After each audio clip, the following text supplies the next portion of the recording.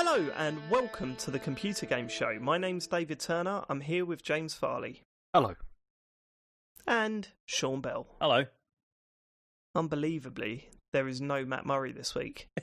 There is no Matt Murray this week. I feel there's something really wrong in the world, isn't there? Like when Matt's not here. There is. It just feels wrong. He's got internet troubles. That's why he can't get on tonight. Part of me finds it funny because it was 2 days after he was taking the piss out of James Farley's internet troubles. That was quite good. But yeah, also, I do feel really bad for him, man, because the news this week is nuts.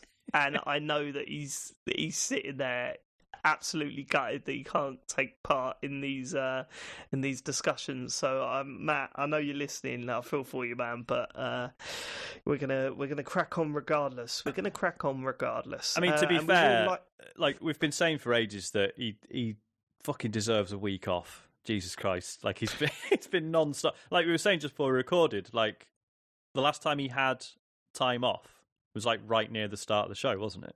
Yeah. I think he got his house burgled. He's been absolutely like just non-stop ever since. Didn't he go to Centre Parks once?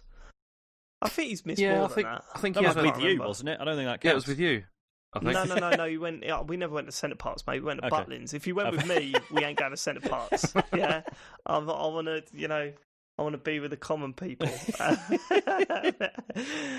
But yeah, no. I mean, I think we could all do with a break from Matt because his bitterness towards me recently has just been off the charts. It's been quite hurtful, if I'm honest. So I think maybe you should calm down, think about how bitter he's been towards me, and maybe apologise next week. That'd be interesting. Get that done, Matt. Write that down. We'd like to start this week's episode by thanking our Patreon producers this month. They are Aaron Patrick, Simon Nelson, Tom S, Jack Oven, Moomin Biscuit, and Richard Sawyer. Full Nels! They went full Nelson. You can go full Nels too if you go to patreon.com/TCGS. There are various different tiers there. Go and check them out. We need to do a bonus show, don't we? We've been quite lazy this month, to be honest. We've been pretty slack. We have. It feels like I don't know about you guys, but I found since lockdown has been eased more and more by the week. Yeah. I've been more and more stressed out, which is weird because I thought lockdown would be incredibly stressful, but now it's all easing up. I'm more stressed because suddenly I'm going out and doing things and it feels like you've got less time to do anything. And 100%. Also the anxiety of just, if we go there, is that going to be messed up? Do I want to see that many people? Yeah. I went to We had an that arcade. when we were away on holiday, and it was awful. Did you go into an arcade? No, we didn't go into an arcade, but we went to this place that was like a waterfall, and it was like we walked all the way there, across all these fields, and we got there, and it was totally rammed with people. And Really? you couldn't even see the waterfall. And Chen was like, "I'm not doing this." We had to walk all the way back. Yeah. It was, she wasn't happy. See, that was lucky because we went on holiday last week and we were on the beach, but we avoided Margate and we stuck to like Herne Bay and Deal and stuff like that. I'm sorry, Dave. Quieter places, and you go on the beach there, and it is just like you got so much space. It didn't feel bad at all, and it was during the week. But going into an arcade, man, I still weren't happy about that. Yeah, fuck we that. walked in, I had my mask on, Harry had his mask on, and we were playing the games and stuff, but at the same time we are like just pumping that the disinfectant gel or whatever it is, antibacterial gel into our hands, man. It was crazy. And by the time we come out, I was like, I just want to go home and kind of take a scalding hot shower. You know what I mean? I can't deal with this. Yeah, because I've mentioned Arcade Club before in Bury. I think that's like fully reopened now, but I couldn't. Like, I really miss it. I really want to go, but no chance. And it sounds bad as well because you want to support the businesses Exactly. and stuff. They're going through a tough time. Like, I felt Sounds terrible part of because we've been to Manchester a couple of times. Weirdly, I felt safer there than the town I actually live in. I guess when you live in a city, I don't know, like maybe more aware of it. So I don't know. Everyone seemed to be being really careful, but yeah, just like going to like a couple of our favourite places to eat and stuff, and they're fucking dead, which is great for my anxiety levels, but not for theirs. I don't know how they're still open. So it's... Well, yeah, maybe Rishi should start a game out to help out thing where you go to an arcade, you put pound coin in the change machine, and then Rishi comes up next to you and goes, "Oh look, here's an extra 20p or whatever." And you go, "Oh, cheers, mate." Or like you finish, like you're playing Sega Rally and it comes up game over, and he just pops over, just pops an extra pound, and gives you a little wink and walks out. If you're playing Street Fighter, he pops up and he tells you all the special moves and combos and that, and just.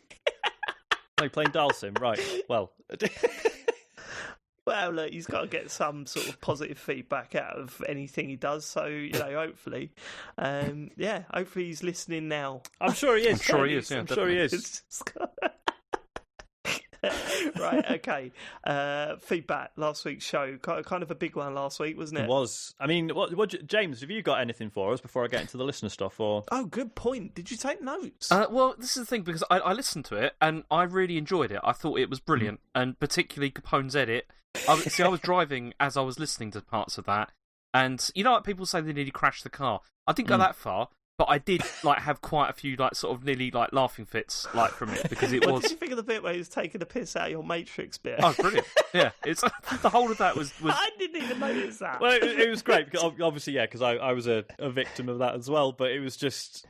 Yeah, it was too funny to get upset about it, wasn't it? So what's weird is that's exactly what I do when I listen to podcasts. Yeah. If I hear something in the background, I have to rewind it a bit and just, I don't know, try and gauge how everyone's interacting with each other. And sometimes you find the most hilarious things in the most mundane conversations. See, but, the bit that I was clued into it right from the beginning when I heard, I was like, hang on, is that Michael? Like, it was like this voice going, "Way!" Yeah. It's brilliant. I loved it. There was okay. So to explain, I don't want to explain jokes really, but the clips of the various different people that you could hear throughout the podcast just editing in. They're from.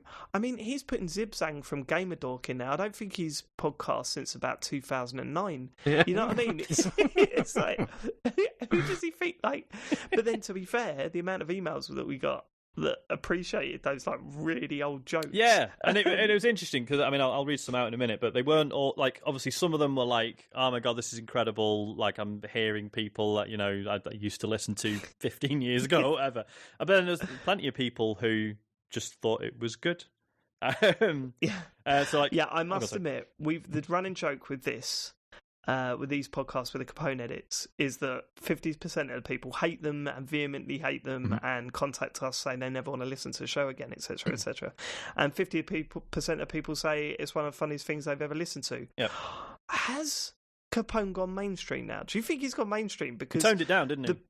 The feedback was overwhelmingly positive. Yeah. It was all positive, wasn't it? It was it was pretty much 90% positive, I'd say. There were some negative ones. I'm not going to read them out, not to pretend that they didn't happen, but just because everyone who's negative about it was just really weirdly mean about it. There was, if you got a couple that was just is this I listened to the latest episode, wasn't really for me. Is this going to be a regular? I don't know. It was all just. Yeah, all really venomous. If you ever have him on the show again, then I will. It's all right, mate. Chill out. But yeah, I mean... Yeah, go on then. What have you picked out?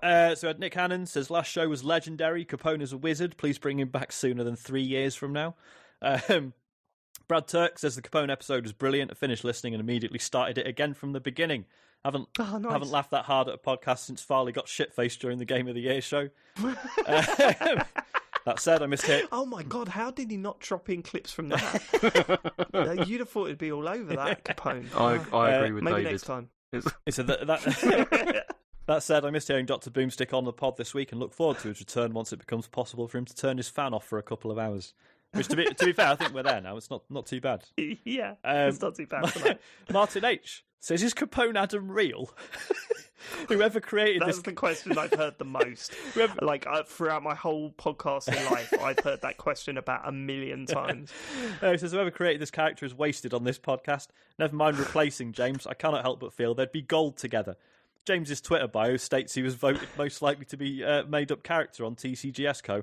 I haven't listened to the pod for long, but after being introduced to Capone, there is no way he's a real person.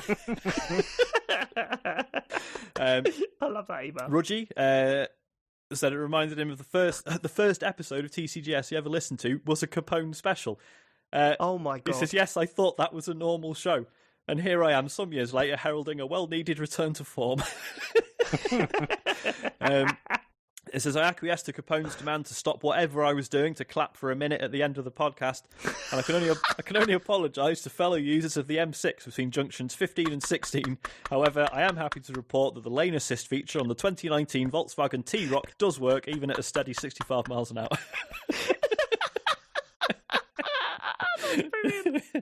And then one more, Hazehead missed, said, new idea, create a Patreon tier to have all shows edited by Capone.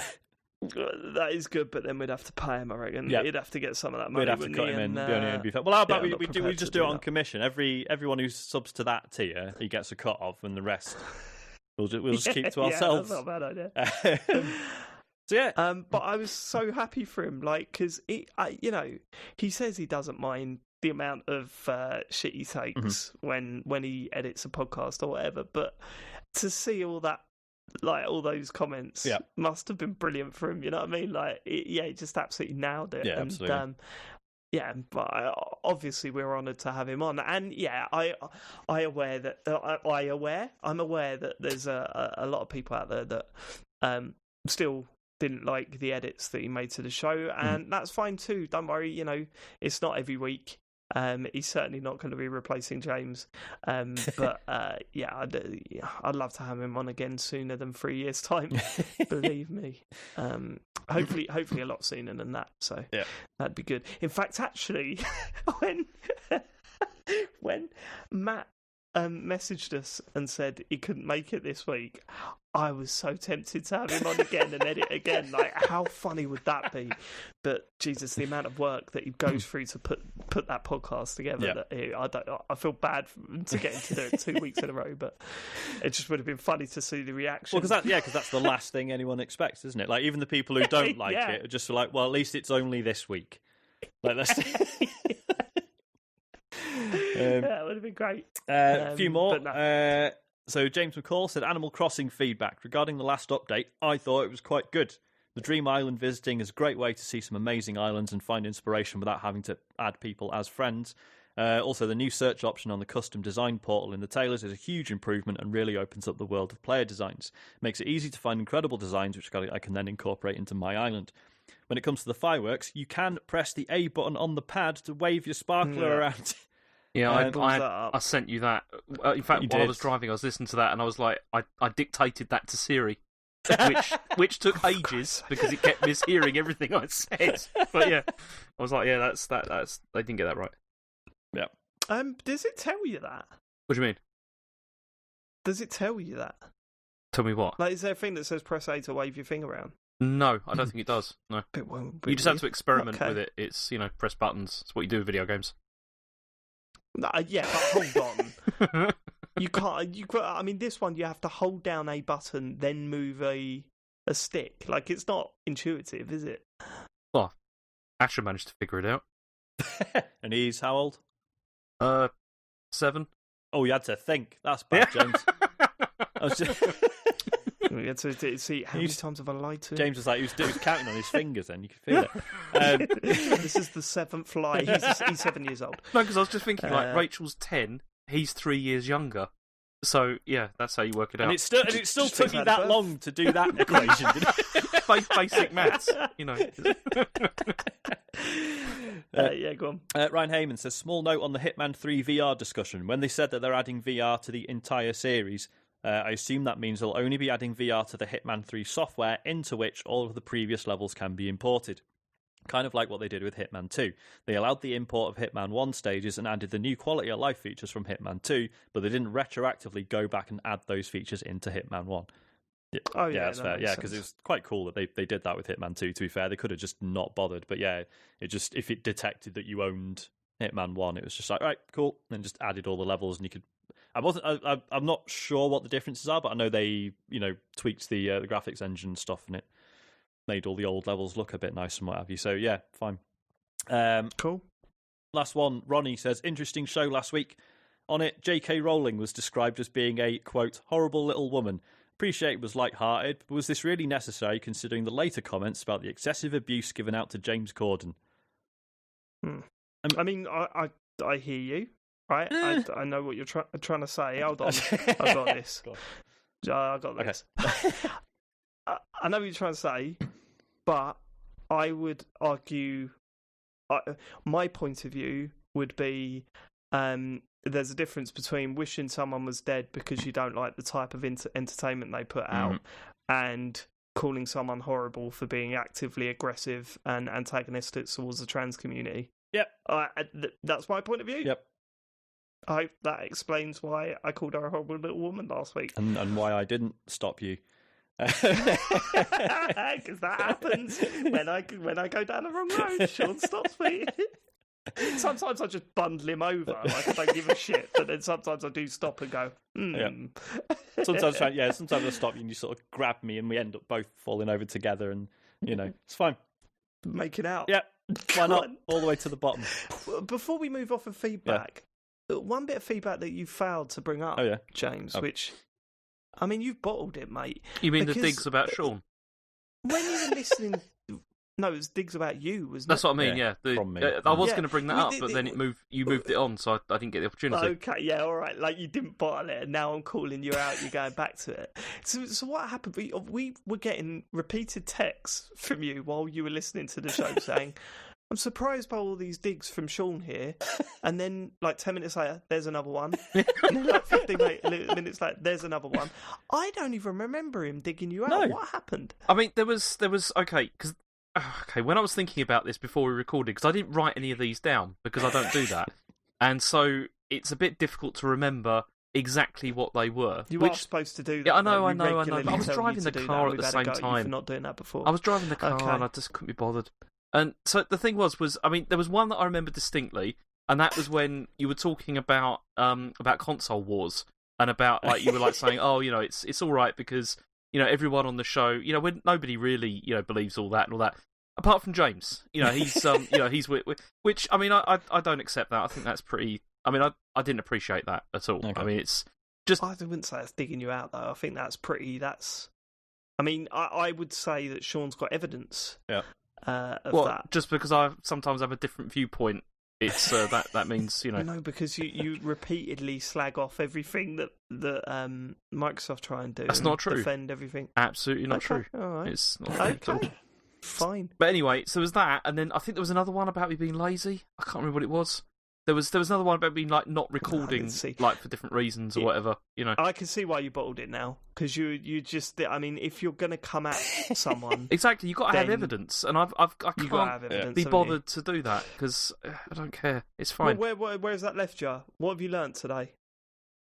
Don't know. What's the Scouts motto? Do you know the Scouts motto? Yeah, but you be prepared if you want to have a fight, and I don't really want to have a fight at the moment, so I'm not prepared. Well, there you go. Oh, great. All right. I want you to have a fight though. I know you do. That's why you're trying to Dave, build you're the whole giving away thing up. the workings of the show. Come on. Sometimes you've just got to be blunt. It's like the end of Superliminal. You've just got to be blunt. Either way, there were 3 times that it happened, and I was a bit surprised, but it's fine. We've got no way of believing. Well, that, I'll tell you what. I'll listen back and I'll do it again. Actually, I'm not going to do that. You should have done that last week, James. I've been busy. Hell. I've been away. Yeah, but now you've got to listen to the whole thing again. Well, yeah, I'm not going to do that. It's fine. Forget about it. For the record, zero malice intended. It may have just come across a bit snide and cowardly because you weren't actually there. Yeah. Maybe that's what it was. I don't know. Sean, what is this, man? You play all this stuff all wrong. You should have just flat out gone, I meant it all. Fuck you, James. Get to the news. Speaking of which, let's get to the news. Yeah, there's been some news. Yeah, a couple of bits. Yeah. So the first thing I thought we could talk about, because obviously it's the thing. Are you angry when news breaks, James? I'm news annoyed. Breaks during the week, are you like, I've got to read talk about this? It depends. Fuck's sake. It depends. Because the thing is, right, is usually I prepare all this stuff like quite a bit in advance, so that then I haven't got to do it in a rush, like at the end of the day. That's always good to do with the news. Prepare it a few days before the podcast. No, it's not a few days before. That's a really good idea, that. Usually I do it on a Sunday because the thing is I've got work. I've got to do work and stuff on a Monday. So and what I do is I then spend the rest of Monday praying that no big news is going to come up. But then it always does. There's always like a whole ton of things that happen, and it's really irritating. Like honestly, it's irritating. Trevor McDonald did the same thing, I'm sure. Like he wakes up in the morning and goes, "Please, nothing happened today." I'm always hoping there's not going to be any developments or anything, and it's really annoying because recently loading up Eurogamer, but like shielding his eyes with his hands, and he does it like, oh no, no. It's true. Sometimes you open up Eurogamer and you're like, oh for fuck's sake. It is a bit irritating. And like today, like this, I mean, today there's been like stories that I've had to modify now, which is annoying. It's just I don't know, I just don't like it when this happens. I've had to go to the website, hit Control-C, hit Control-V. It's just too much for me. It's too much. It is annoying. But anyway, so the first story anyway is this whole thing about Fortnite being removed from like the Google Play Store and Apple's store as well, because of direct payments. So what this was Epic implemented permanent discounts on V-Bucks if users paid using direct payments. And they released an update for the iOS and Android versions of the game to allow this to happen. This obviously goes against Apple and Google's terms of service because, I mean, Google had this with them before, you know, where they tried to do the same thing and it was no longer on the App Store. And then they said, oh, you can sideload it or whatever, but then they gave in and just put it back on the Play Store anyway. And so all of them, basically, they're trying to sort of circumvent the 30% cut that Google and Apple get, you know, for these different things. So both Apple and Google removed Fortnite from their app stores, and then Epic obviously weren't very happy about this, and obviously the whole thing was planned, and they violated the terms of service, but then they filed a suit against Apple and Google to say this isn't fair, this is wrong, and it's all about, you know, talking about how it's, you know, monopolistic practices and all that kind of thing. And this, I mean, this has all been timed, obviously, because there are hearings going on in America at the moment for major tech companies about monopolistic practices, and so they're trying to draw attention to this, I think, because the main thing with the hearings that there've been is that, like the thing that they've been going after Apple for is stuff like the App Store. You know, like, you know, is it right that it's the 30% cut? You know, the whole thing, and so that's why they've been going for that. But basically, I mean, I was talking to Sean about this. This is basically a big argument about money, and Epic are trying to get consumers to fight their battles for them now by posting all this stuff on there, and posting some rather weird videos inside their games to call out. Well, they posted the video, which was like a parody of the 1984 one that Apple did like years ago, you know, about IBM. You know, that was kind of the idea. Yeah. And then today, though, Apple have retaliated against this even further, and what they've done is, it says here, this is the quote, this has come from Epic. They said, Apple removed Fortnite from the App Store and has informed Epic that on Friday, August 28th, Apple will terminate all our developer accounts and cut Epic off from the iOS and Mac development tools. We're asking the court to stop this retaliation.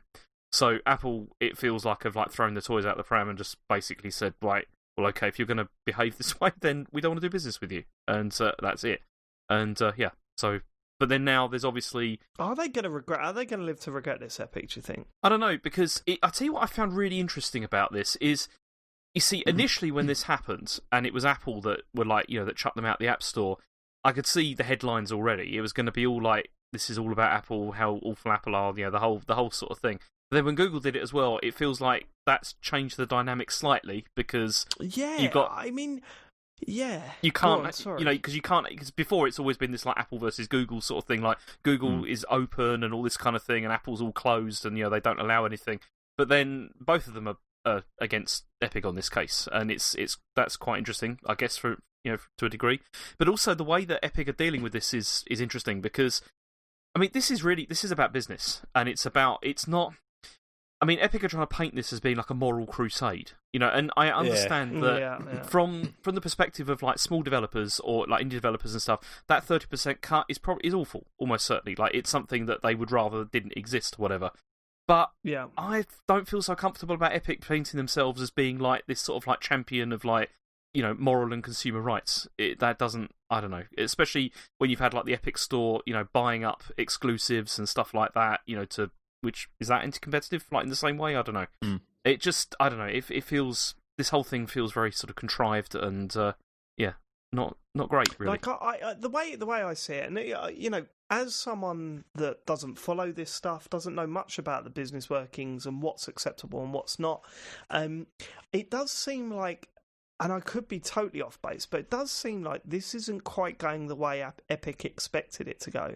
Like when Google announced it, that they were also banning Epic, I was like, does it? I'm not 100% sure they were expecting both of them to ban them. I mean, they clearly expected to get banned by Apple. Did they expect that from Google as well? I don't know. And then now Apple's come back and said, well, we're banning all of, we're going to make it so that you can't update Unreal to work on iOS devices. Maybe that they come in unstuck a little bit, but who knows really? Like they might have predicted all of this, and it might be playing right into their hands. I don't know, but I certainly haven't got a horse in this race. I'm not picking a side because as I say, I don't really know enough about it, but I don't know if that 30% is taking the piss. I don't know.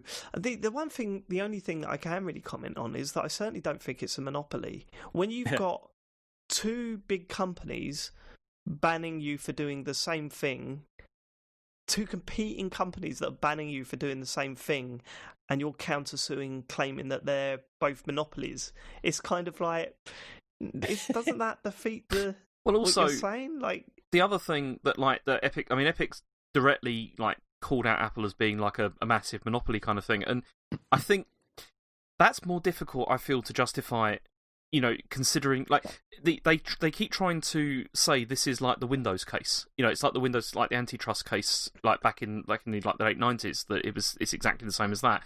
But I don't really feel it is, because, I mean, Windows at that point really did have, like a monopoly, like, on desktop software. Like, everybody pretty much was using it, apart from like a very small number of like Mac users and like Linux users. Whereas for Apple, like, if you look at usage shares, it's significantly smaller than Google's is. Do you sort of mean? And it's not like the iPhone is the only place you can go to do this stuff. You can choose. Like, you don't have to buy an iPhone. You can buy an Android phone and it has all the same stuff, if you want to.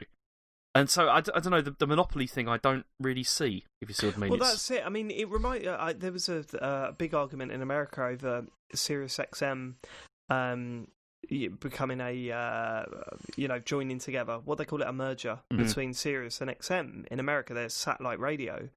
And the argument is that, yeah, they're the two massive satellite radio companies at the time, but they're not competing.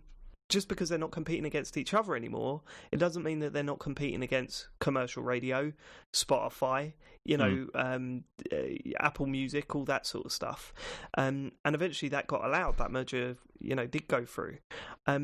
So here it's kind of like, is this the only place that you can play Fortnite or Epic Games? Well, no. If you want to avoid all this, play it on PC, or play it on the Switch, or play it on another console. You know what I mean?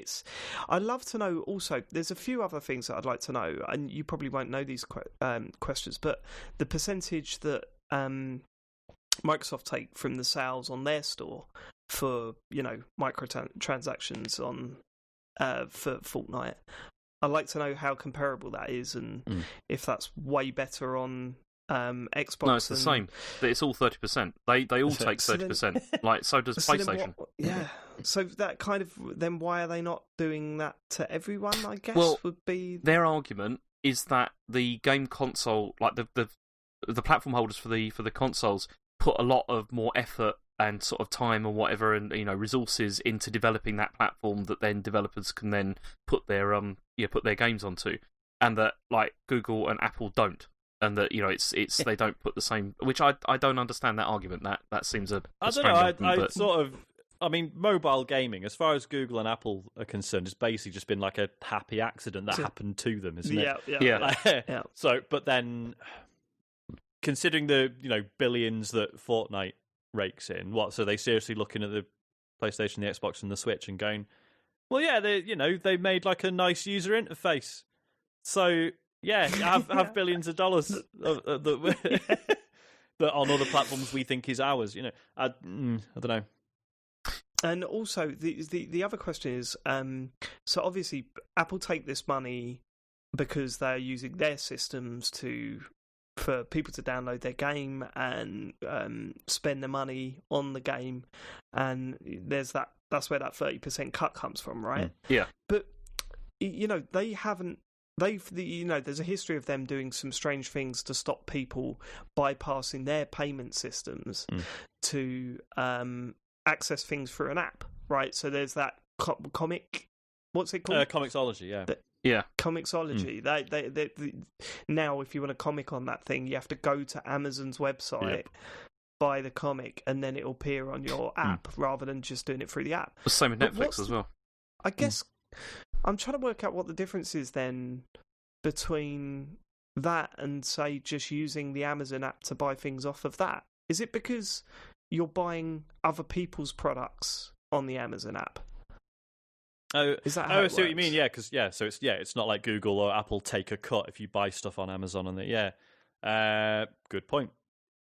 Don't know. I'm assuming it's because they're selling other people's products, or they're selling because you're not selling. You're buying stuff that isn't actually distributed or used via the device, right, or via the operating system. Whereas if you're buying content within a game, that's still being delivered from. I see what you're saying. Yeah, that's still being delivered from Google servers or Apple servers. It still has to go through Apple or Google certification processes, etc., etc. So it's still on them, whereas Google and Apple, it's none of their business what you buy on Amazon, I guess. And so here's the thing: if things like that have to go through the system and be approved by Apple, I assume. Right. Okay. So I assume that they put this update out, which gave you access to buying directly off their store, as a way of proving that they do not do their job and check. Yeah, or at least demonstrating that it's not necessary. Yeah. What do you mean that it's not necessary? Well, just that it can be done without Google or Apple's framework being in place. So yeah. So they're saying that the part of the service that they're supposed to be providing, they're not, because they didn't pick up on the fact that they added this in through an update. Yeah, or if they are doing that, then it's Epic are at least demonstrating that they don't actually need Google or Apple's help with this stuff. Either way, it's crazy, isn't it? I mean, I don't remember a story like this before where a game has been so prominently banned from a service like this. Apart from the last time that Google did that to Epic, when they did it last time. It was pretty much the same. Oh well, one point that I will like to make though is that that's all we'll be talking about with this. We certainly won't be returning to it next week, I promise you. So if you found that boring, don't worry. I will personally say now that we will never talk about this story again on this podcast. Are we all in agreement, guys? Yeah, absolutely. Sounds good. Yeah. Anyone against? I mean, I think we did enough sort of justice to it, so it's fine. Yeah, we did. Yeah, and I didn't hear any objections there. Nope. So let's move on to the next story, James. Okay, so the next one is that Halo Infinite has been delayed to 2021. So this was a biggie. Yeah, it was. Yeah, so this was the head of 343, Chris Lee, has said that there are a number of development challenges, particularly related to the coronavirus. And they said it is not sustainable for the well-being of our team or the overall success of the game to ship it this holiday. Yeah. I think that's fair. I think that is very fair. It's the right decision, obviously. Yeah, definitely. You do wonder if it's solely because of that. But well, this is it. That's none of our business. Yeah, it's coronavirus. But how long's this game been in development? Yeah, I mean, but then you understand with game development that it comes together a lot towards the end. And they've had this since March, so probably the worst period of pulling this game together that has just been completely blown apart by this pandemic. And you see it in all industries, obviously, not just games development. But I mean, after seeing that trailer, that first showing is absolutely the right decision, and you've got to hand it to Microsoft in one aspect to say, well done. We were all saying 2 weeks ago we'd be happy if they delayed it to next year, and now they've done it. I'm happy that they've delayed it to next year. But on the other hand, I'm starting to get angry about the fact that both Microsoft and Sony are selling consoles at the end of the year. With nothing. We still don't know how much they are. We still don't know why we should be buying them. I honestly wonder if we're drifting towards consoles getting delayed at this point. because Microsoft will definitely not do that, because even after they announced this, they came straight out and said we're coming out in November. True. There's no way they're going to not do that now. I think they're going to regret it though. I think the numbers are going to be piss. I think they're both going to regret it, man. I think this is going to be the worst launch for a next gen, because now I am really starting to think, and I could be way off base, but I'm really starting to think that the Xbox One, the Series X, and the PS5 are going to be very similarly priced. Yeah. Yeah, definitely. I mean, I wouldn't be surprised if they come out in exactly the same price point. And the way Microsoft try and undercut it is with the Series S. Yeah. Like where they go... Yeah, that's the budget option, right. But otherwise it's 600 quid or whatever. Yeah. Yeah. And imagine trying to sell a £600 video games console in a global pandemic with we've still not had a reason to buy them. Yeah. Like, there's still not been a reason to buy them. I'm leaning more and more to saying, I'm not going to get one this year. Yeah. Because what is the fucking point? Yeah. You know what I mean? Absolutely. If Halo looked incredible and there was a clear, like, big... You know, I'd love to see what the Cyberpunk next-gen version looks like compared to the current-gen version. Do you know, I'm willing to bet they're going to basically look the same, but they'll be 60 frames. I've got a feeling, Sean, that the next-gen version of Cyberpunk's going to get pushed till a lot later. Do you reckon? I've just got a feeling that maybe they're going, look, we could break our neck to get a flashier version ready to be released, you know, around the launch of those consoles. And then they look at the pre-order figures and just think, no, fuck that then. Do you know what I mean? Like, what is the point? True. Yeah. No, you might Unless be right. they've made a deal with one of them to say that, we will release a next-gen version, because they'll be looking to use that as a system seller, for sure. Yeah, totally. Man, it's really upsetting now. It is, isn't it? Because you look at this and it's like, I mean, because we've talked about this like in private over like WhatsApp, haven't we, over the week? Like, because I've been thinking about this a lot, and I really think, like, for both sides, I haven't seen anything that has really made me think I really need a new machine. Yeah, at this stage. You know, the presentations we've seen, loads of good games, but nothing that's like, I need the new box day one. Nothing that's going to make me put down 500 quid, like, for certain. And that's the price point, because I'm not sure I'd be happy to upgrade from an Xbox One X to a Series S. Yeah, like is there really that much benefit? And then when you've got these games that are clearly being hampered and delayed, and there are problems left, right, and centre, it's making me go, sorry, how much do you want me to give you? For what? I'm starting to get angry about it, like bitter about it. This is why it's made it easier for me to decide what I'm going to do. Like, because I just think there's one logical option for me, like, at this stage with all this. And it's basically, I've got a broken Xbox One. Yeah. Probably I'll be interested in... Oh my God, that's the first time you've admitted it, right? Well, no, it's obviously a mess, but it's like... And that's why, for me now, I'm just thinking, I could feel happy about getting like a Series S if it's like cheap. If it's like a cheap one, right? Like, okay, what sort of price point are you thinking? Sub £300. What would be the top end of that, and what would be the most you'd pay for a Series S? Sub 300. Like, I reckon 299 for the Series S. Yeah, you know? I'd be reasonably happy to pay that for it if it's got, like, you know, the SSD and all that kind of thing. And you just think, you know, with as we talked about it before, like, this is the problem. I've still got loads of games that I want to play. Like, I've got a massive backlog of like PS4 games that I'm going through, but I don't see any benefit at the moment to upgrading that machine until there's actually stuff that's worth playing. Like, you need to have at least I've always felt you need at least 2 or 3 games that are like, they don't have to be system sellers, but they still need to be something that make it worth, you know, like, sort of investing that kind of money, you know, in something new. And I don't see that. And you would expect the Series S to run games way better than the PS4 Pro, right? I'd hope so, especially with the SSD stuff. Yeah. See, no, I mean, if I got that, then I just think, well, if I get one of those, then I've obviously got Game Pass and stuff like that, and that will last for a while, and then I'll wait until there's some games worth playing on PS5 before I buy one. But here's the thing, right? even you're in a position now to say, do you know what, I'm kind of ready to get a new console and I'm happy not to go for the most expensive ones and all this, and you know, I've got my reasons and justifications for buying a new one, but what the fuck are you buying? The console you're talking about still hasn't been announced. I know, it's crazy, isn't it? They've said it's coming out in November. Yeah. It's the end of August. We've got no price. September, October, November. Are you fucking kidding me? Yeah. Like, what the fuck and is also, going on at the moment? The other thing that's come out of this is that, like, over this week, like, Microsoft, like, because they've got nothing, it seems, really. Like, nothing really new for the launch, especially now that Halo's not coming. So they're focusing on saying, well, we've got Game Pass and we've got all these backwards compatible games.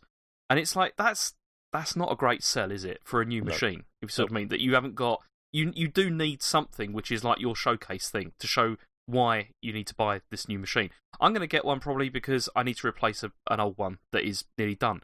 But if I was, like, as you said, Dave, if you're on like an Xbox One X, why would you upgrade at this stage? Like, what is the point? And you certainly wouldn't be thinking about the One S because that's, you know, as we say, so it's going to have the benefits of the hard drive and stuff, but it's probably only going to be 1080p. Yeah, so the idea is it's not really an upgrade, is it? It's a trade-off. In a lot of ways. Unless they do something mad with the pricing and it's, you know, and the Series X comes in really low, which I don't think it will. I don't think it will. I think it's going to be a fucking slow start. The same with the PS5.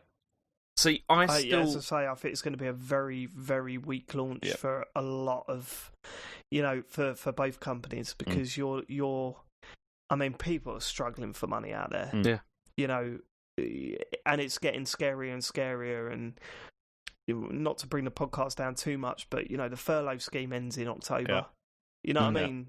And you're trying to launch a potentially £500 to £600 console straight away. And, like, and obviously now we have a much clearer idea of exactly how fucked the economy is.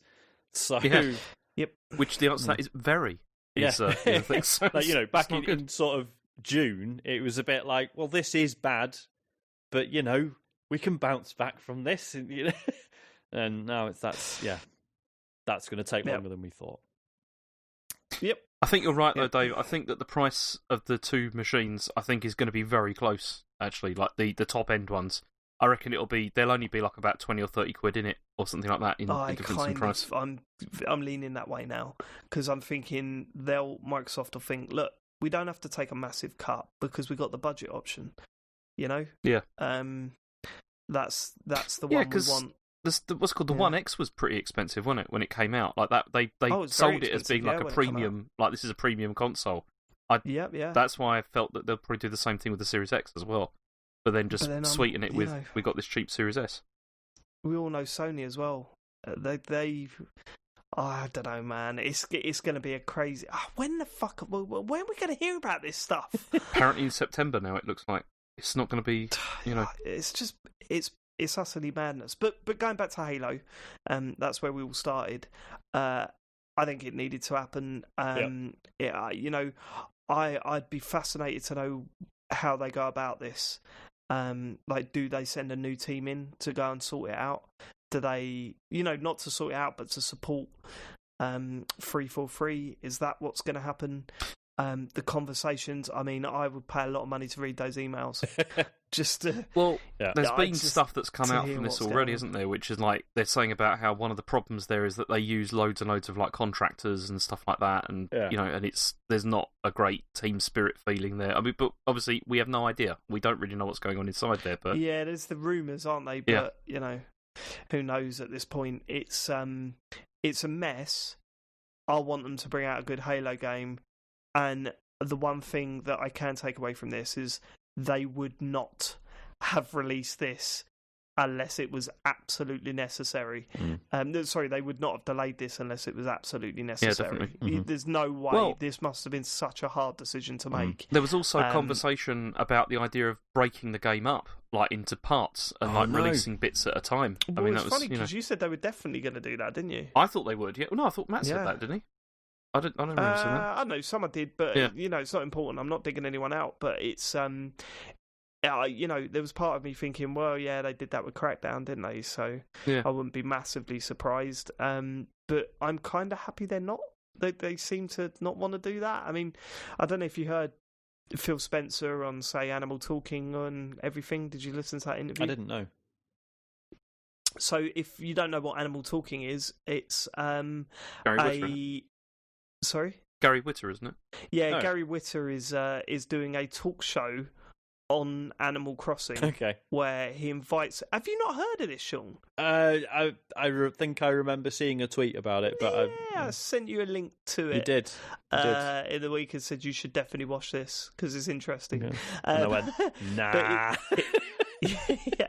So you have Phil Spencer on Animal Talking. So Phil Spencer's little character in Animal Crossing turned up in the little studio and stuff. He had an Xbox t-shirt on and that. And he flat out and just turned around and said, like, when did you decide to delay this? Why? You know, what are the reasons? Also, how much is the new Xbox? Stuff like that. Like, he just didn't give a shit. It was great. It was a really good interview, really fun. But he was just saying, it was like, you know, it was literally 24 hours before the press release went out or the tweet went out announcing it. They'd made that decision. It was a hard decision, but you know, he said we want to release a good Halo game, and that it looked like that wasn't going to happen. But isn't it? I really didn't already realise it was going to get torn to shreds. You'd have to wonder if they thought it was or not. Maybe they thought this isn't going to be as bad as. Maybe it wasn't. They didn't expect it to be the reaction to be that bad. Do you reckon they were like sitting there and just like, maybe it's all right. Like maybe it's fine. It was just. Well, I think this is good actually. Yeah. Look, it's a solid 7 out of 10. All right, we're just too close to it, but maybe it's all right. Yeah. You know, just put it out. All the reviews will say it's like when I cook something and I clearly fuck it up, and I sit down at the dinner table. Maybe this is okay. To eat, is it? Like everyone's vomiting. They're just like, all the reviewers are going to say, look, it's a head 7, but it's a heart 9, right? Yeah. That's what we're going to say. I don't know. It can't just be down to the visuals. It can't, because they would never have put that trailer out there. Yeah. And then maybe the conspiracy theories are that this is Sonic the movie. Yeah. And actually, they had the redesign in their head all along. Always planned to do yeah. it. I'm just gutted that this means we definitely won't, in their next little showing, we're definitely not going to have that moment where they go, oh, so that was the Xbox One version. Now let's look at the... that's definitely not going to happen. They would never do that anyway. That would be... Of course they wouldn't, but you don't understand. Just the idea of it makes me so happy because all of the fucking nonsense that's gone on since they showed that game off would just be put to bed. Like, with a big sort of middle finger. I love the idea of it. You're totally right, James. It would never happen. I wasn't expecting it to happen. It wasn't like something that I thought was potentially possible. Other than in that initial showing, I thought they were going to do that halfway through. But yeah, God, I imagine that'd be so good. Such a shame that they can't do stuff like that, because that would just be amazing. But that's probably enough on Halo, isn't it? Probably. Yeah, I mean, the other thing that's happened, which is better news maybe, is that the Xbox Game Pass Ultimate subscribers can now use xCloud on Android. But this is a limited test, isn't it? And there's a cap on player numbers, as I've heard. Oh, is that what? Okay, because I've been in the preview, the beta, whatever they want to call it, for a while. And yeah, so since this news came out, and I was just like, actually, do you know what? I'm just going to buy one of those fucking stupid controllers for my phone, because I know I think we talked about this last week, didn't we? So Matt was saying there's the Razer Kishi, which is like the official sort of Xbox branded one. I rolled the dice on a 20 quid one from Amazon, and Sean, you didn't have to do that. Did you not watch my unboxing video? You could have bought one of them. I haven't got a spare controller to pair with my phone. You use any controller, it's fine. It works with any controller, Sean. Literally any don't controller. You just contact them now and just go, I'm Sean Bell, Computer Game Show, and they go, okay, and they go, what do you want? What do you want? Tell us what you want. Take what you want. So, I mean, if anyone's curious, so I got the Ipega Red Knight. Yeah, mate, great. I know the brand well. Yeah. Honestly, it's absolutely fine. The controller's all right. It's the D-pad's a bit spongy, and the triggers aren't analog. They're just all like buttons. But like no complaints about the controller. However, xCloud, it did blow up. Oh, yeah, it did explode in my hands. But yeah, no, xCloud depends on the game.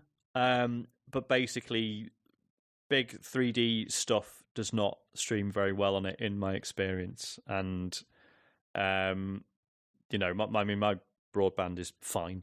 So I don't think that's the problem. It's so I played a bit of Goner on it. 2D platformer, not a lot of graphics. Looks very nice, but it's quite, visually it's quite sparse. That was not a lot of graphics. Not a lot of graphics. No. What the fuck kind of quote is that?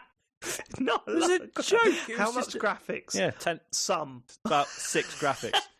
It's got 6 graphics. This one. It's just meant to be like a funny turn of phrase, but now look. Sure, this episode's called 6 graphics. So that was that was pretty good, and I was like, right, cool, let's go Forza Horizon 4. No, really sort of like juddering quite a lot. Felt a bit unresponsive. Didn't really like it at all. So I don't know if that's gonna change between now and the full release, because if they're limiting numbers and stuff, like it's stable and it's quick enough to get into a game, and it is amazing, like loading it up, and it's like it's like several dozen games you can just try out because they're all part of your Game Pass subscription and everything, compared to like Stadia, where you're looking at it like, well, I don't really know if this is going to work, but I've got to buy a game to find out.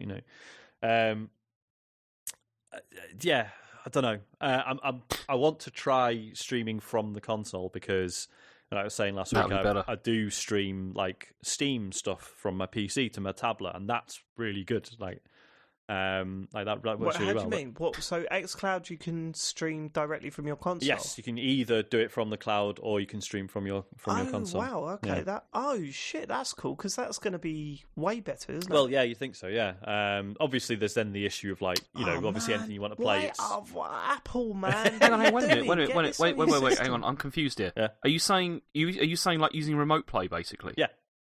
You can already do that though. Is that already a thing on the Xbox? Yeah, well, you can do it. I mean, you can do it on iOS as well. Like, it's possible. Oh, right, okay. So what? Yeah. All right. There's apps you can download that allow you to like remote play your Xbox onto unofficial ones. They're not dodgy, Dave. I've used loads of these. They're absolutely fine. Okay. There's nothing wrong with them. Definitely got all your details, mate. Definitely. Well, yeah.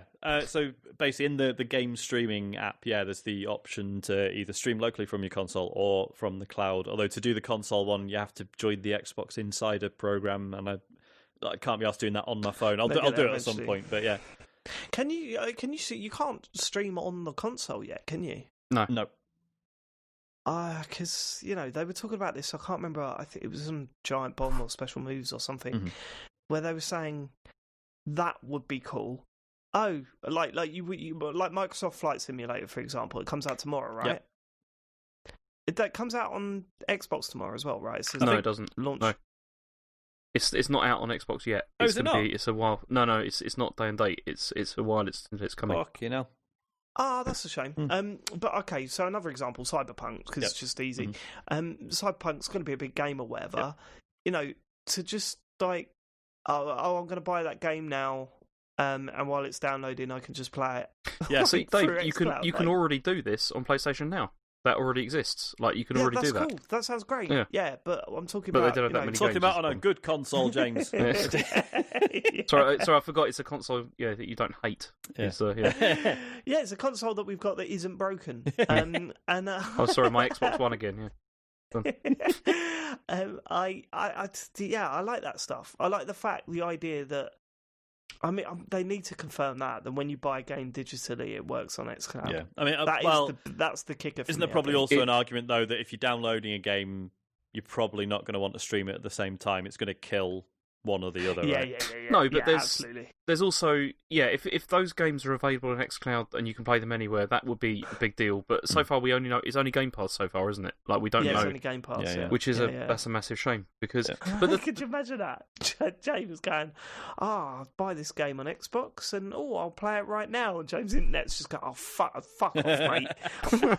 You're having a laugh, aren't you? Asher was playing Lego Harry Potter on PlayStation Now earlier today, and it was fine. It worked absolutely fine. It's all that stuff. I mean, see, that's the thing. Do anything else? YouTube was screwed. Other than that, But the thing is all this stuff like xCloud, like on mobile, like you said, Sean, it's like not great at the moment or whatever. But I'm sure it does work. Like, if you played it through a browser on desktop, I'm sure it'd probably play a lot better than it does on mobile. Yeah, to be fair, because obviously, because the thing with Steam streaming as well as it does to my iPad is that obviously my PC's wired to the router as well.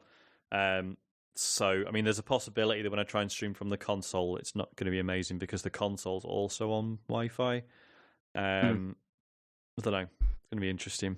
But yeah, it's this stuff like, is all certain games. It's absolutely fine. Like, there's especially things like Civilization or sorry, this is the sound of me actually scrolling through the list as I'm trying to find other suggestions. But sort of more like slower paced, turn-based things would be absolutely fine. I tried Destiny, that was horrible. But yeah, or like Moonlighter, played a bit of that on it. That was great. And again, and it just took my save from the Xbox and it's totally seamless. See, that it sounds so much like PlayStation Now because that's exactly the same experience I have with that. Like if you play stuff which is not like really graphically heavy or whatever, they seem to work really quite well. Yeah. But I loaded up Killzone Shadowfall on there and it was awful, like completely uncontrollable almost. Like it didn't work at all. I'll tell you what is on there. The question is, Matt, James. One question I've got to ask you. Go on. Why do you think all the focus is on Game Pass and not PlayStation Now? I think because I would say that Microsoft have definitely had better like marketing and better communication like to the hardcore. That's fine, but if you're a Sony fan and everyone's talking about, like, I know lots of Sony fans, and when people talk about Game Pass, they're not going, yeah, but PlayStation Now, mate. Yeah, I know.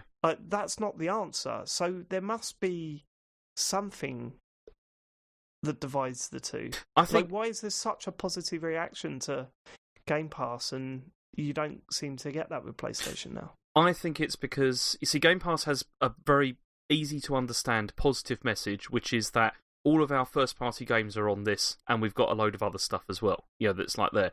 Whereas for PlayStation Now, you don't have that. Like they don't market it at all. Like there's hardly any marketing of like what the strengths that it does have, and it does have some strengths in that the catalogue is huge. Like it's much bigger than Game Pass's one, but they don't have new releases, and that's the big problem.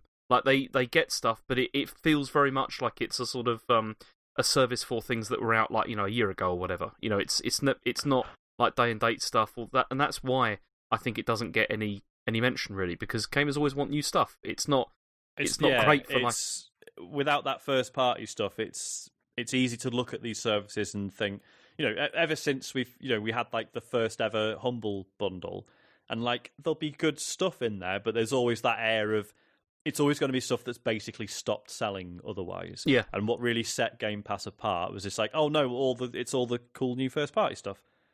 Yeah. So, yeah. Spider-Man's on there, right? Yes. And Control was on there as well. It's like I've got a free trial. Oh, well, there you go. I'll give it. Have a look. See, it was weird. It came up on my dashboard. Yeah. It was. It come up on my dashboard with an icon next to all my games, just going free trial for PlayStation Now. So you get like I think it's 2 weeks you get, or is it a week? I can't remember a free trial. Month, I but think. you do that, and then because you can download the game as well, you don't have to stream it. And yeah. Which is which I mean you can only do that with PS4 games and some PS2 ones, but you can still do that. It's worth having a look, just to see what there is and see. I mean, I might do that this week actually. You ain't going to lose anything. I mean, it's.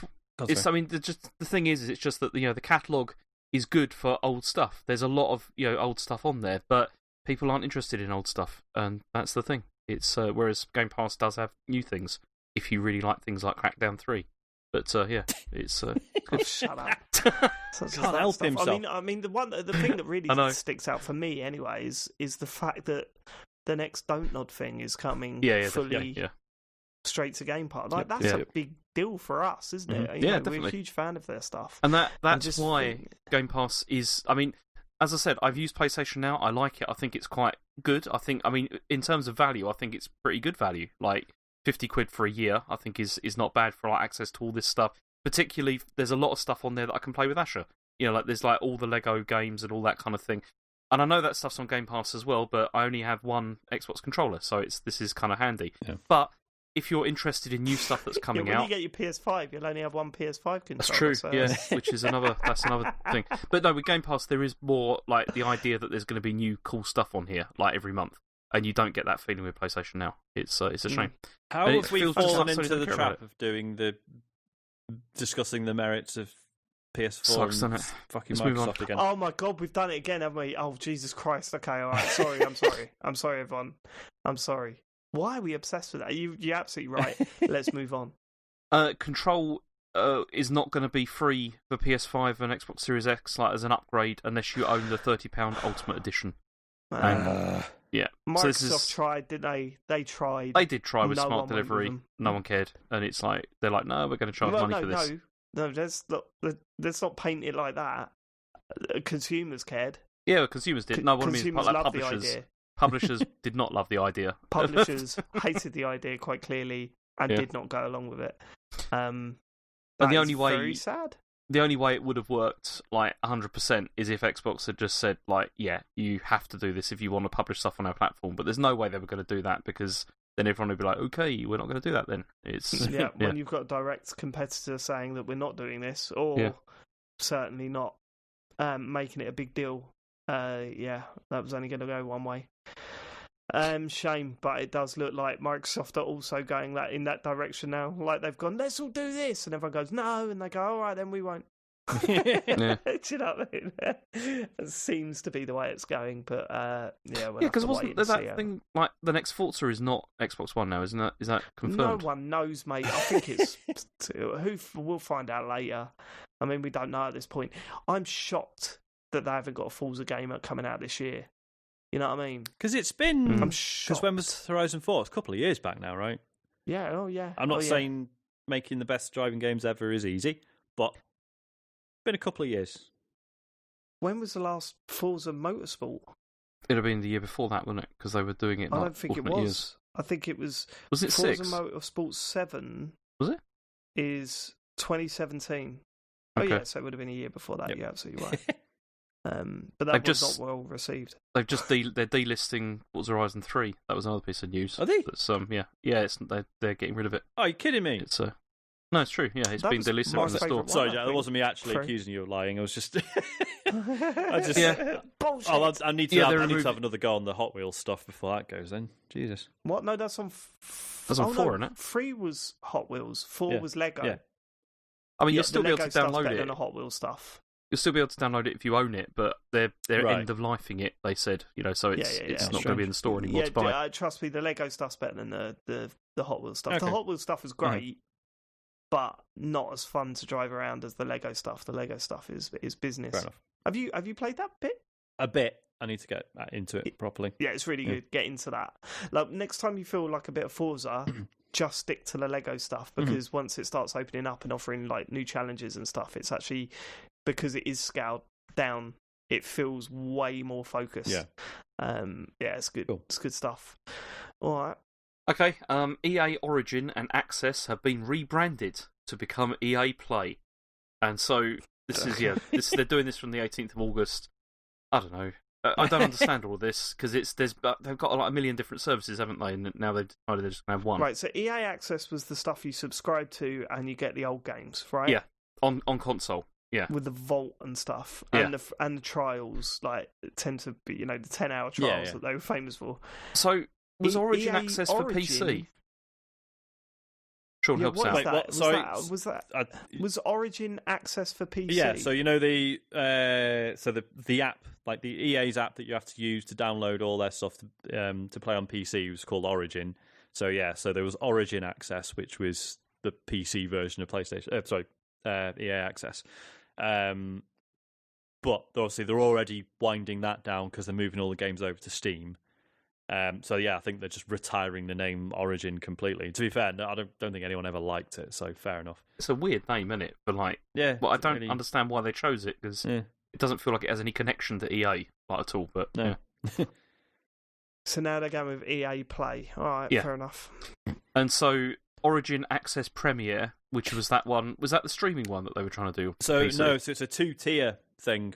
So there's Origin Access Basic, which is like a vault of stuff, and some of the 10-hour trials, but not all of them. And then there was Premier was like actual new shit.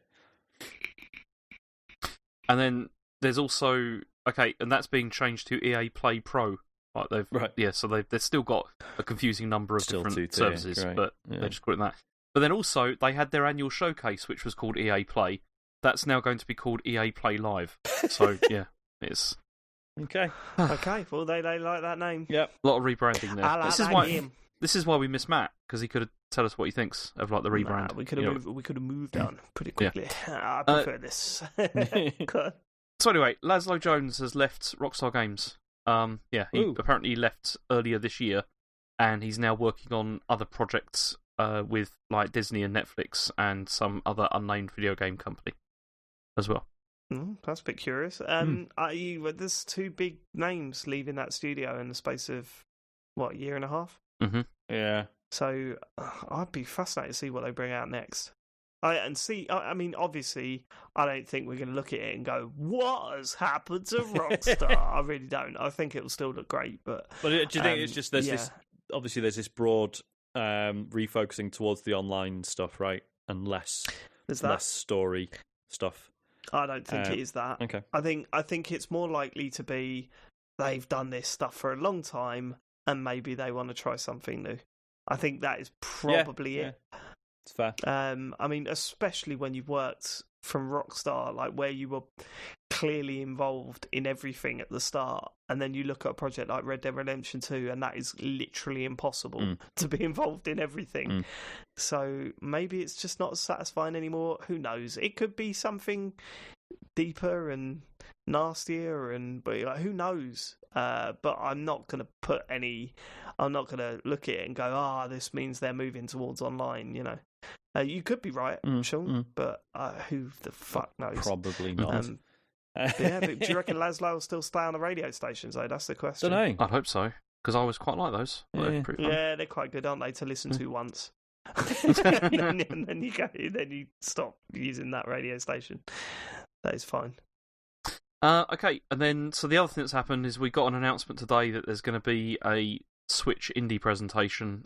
This will be on Tuesday, so it will have already happened by the time you're listening to this. But apparently it's going to be 20 minutes long, and it's just indie games, so no other stuff at all. I saw a lot of people tweeting after this announcement saying, "Don't get mad at Nintendo for this. There's some great. Why are people upset with the indie showcase? We're not. No one's upset with the indie showcase. They usually show some great stuff. That's great. But it also means that we're not getting a fucking Nintendo Direct anytime soon." And that is what we're all sitting about looking at each other going, what, are they going to do anything? Yeah, it's kind of like, I already know the Switch is my favourite place to play indie stuff. I don't need, at the moment, I'm not jonesing for more indie stuff to play on the Switch right now. So I don't know. All I know. We're breaking this week that the Skyward Sword is getting a remaster for the Switch. Yeah. Great, fine. But their last two announcements have been old games coming to the Switch. Yeah, but also, I mean, nothing against Skyward Sword. I would like to play it because I've never actually played it. What's happened to all those Mario games? That's what I'm really interested in. I know. I mean, they never existed, never announced. But, what's happening with the other Zelda game that you've already announced? Where's that? You've got that is going to be December 2021, isn't it? Yeah, it's going to be really late. And Metroid will be holiday 2022. It's the year after. I don't know, but it's just kind of like what it's very, very strange. Very strange. They've got a really successful console. You'd have thought they'd want to bring out some big releases around the launch of the other two consoles. I guess, maybe. I don't know. it's just like it's the same feeling I had when they announced Pikmin 3. It was kind of like, yeah, that is an excellent game, but it's not a new one. You know what I mean? Well, can we? I love you, Nintendo. Your games are brilliant. Can we have some, please?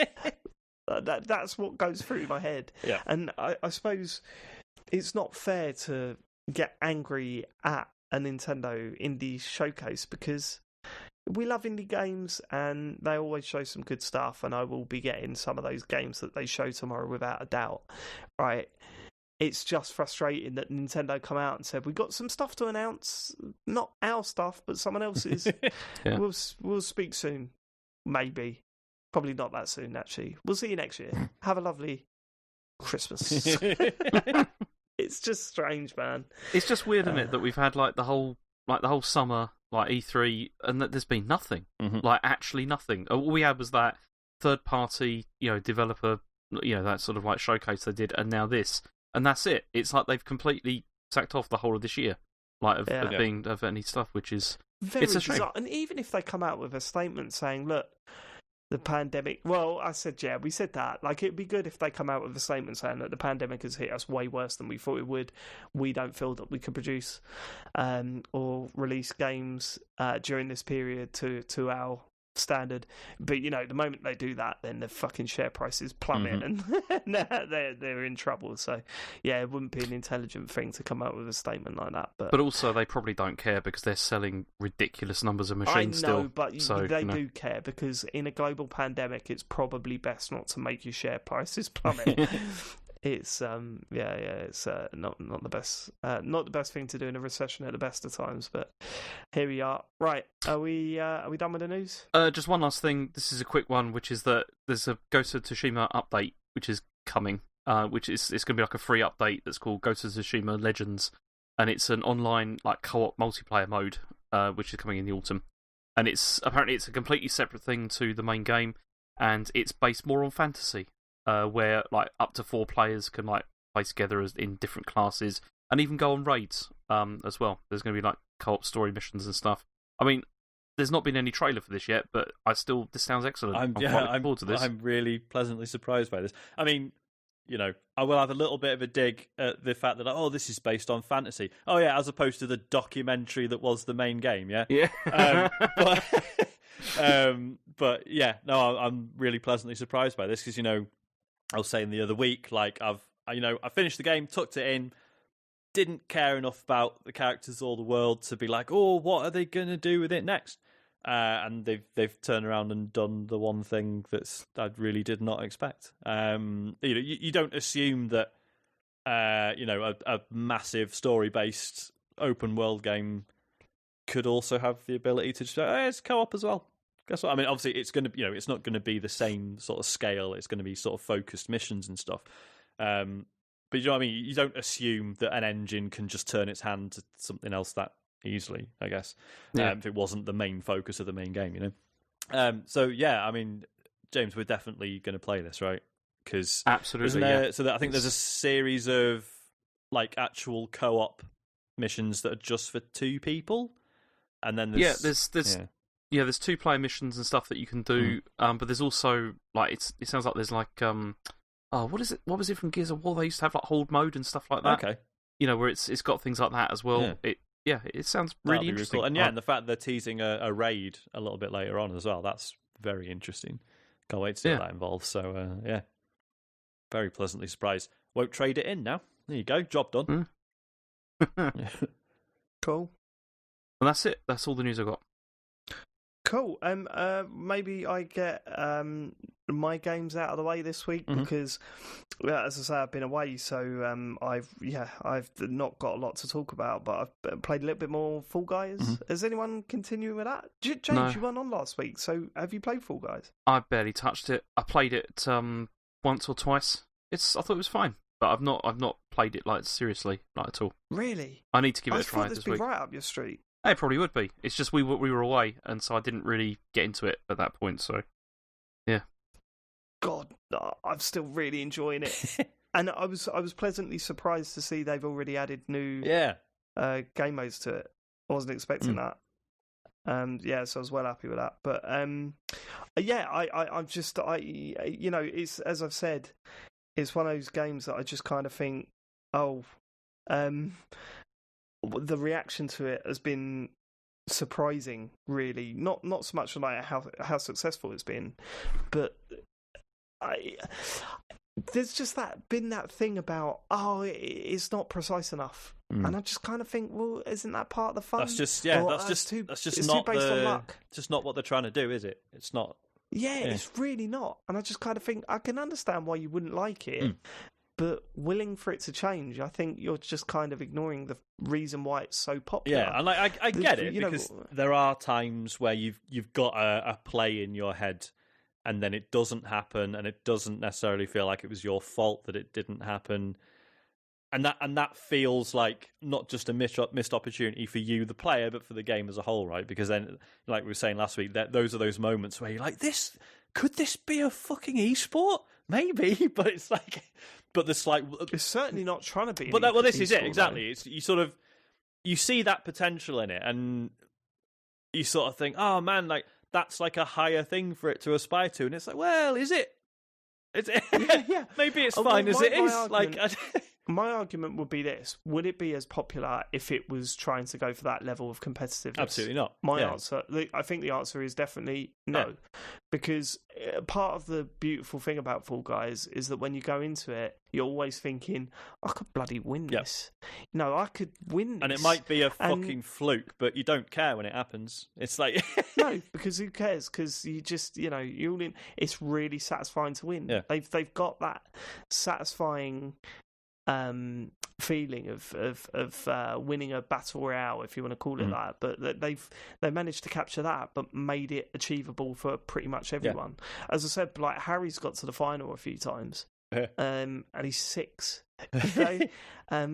So it's I mean, I adore it. I really do. Again, does it need to have legs? Not really. If I've enjoyed it as much as I have for the past week, and I'm still playing it, or week and a half since it's come out, and I'm still playing it religiously whenever I can, then it's got to be doing something right. How long that continues for, I don't know. And it doesn't really matter to me, to be honest with you. I'm still loving playing it. So, still digging that. And I'm still really enjoying Rogue Company as well. Cool. Starting to understand the basics of it a little bit more, coming across some really well-organised teams, and that's always frustrating in these sort of shooters. But, I mean, I've had so many moments where it still kind of feels like people are trying to learn that game as they're playing it, and it's not complicated. Like, I'm surprised by some of the kills that I got. I tweeted out, I don't know if you saw the tweet that I put out in the week of one of my kills. Basically, what happened, I'd walked behind a crate, and I hadn't realised that there was an enemy crouching behind it, right? So the moment I went to walk behind it, they stood up and shot me, and they downed me.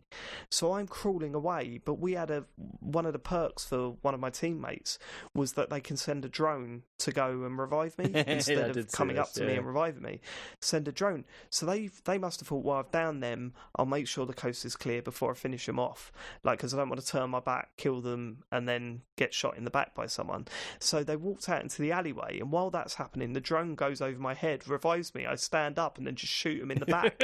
And I just thought, that's one of the most satisfying things that's ever happened. That happened again last night, by the way. So it was like, and it always feels that even though we're getting hammered at times, I'm actually getting kills still. I'm still finding it competitive, even when we're coming up across a better team. So yeah, Rogue Company, man. And I got shouted at a lot by my friends for saying it was £25 for the base level currently, and apparently it's actually £12.50. Okay. Or something like that. I didn't double check, but I need to double check. But it is a lot cheaper. It's like £12 something. So it's well worth looking at if you fancy a competitive shooter where the rounds aren't long. There's some interesting stuff in there, some good ideas, and it just feels fun to play, then, yeah, definitely give this a go. See, that does sound perfect. yeah, I mean, I've put probably about 10 to 15 hours into it so far, and it does not feel like I'm anywhere near scratching the surface. Cool. I can't wait to get into it in a bigger way.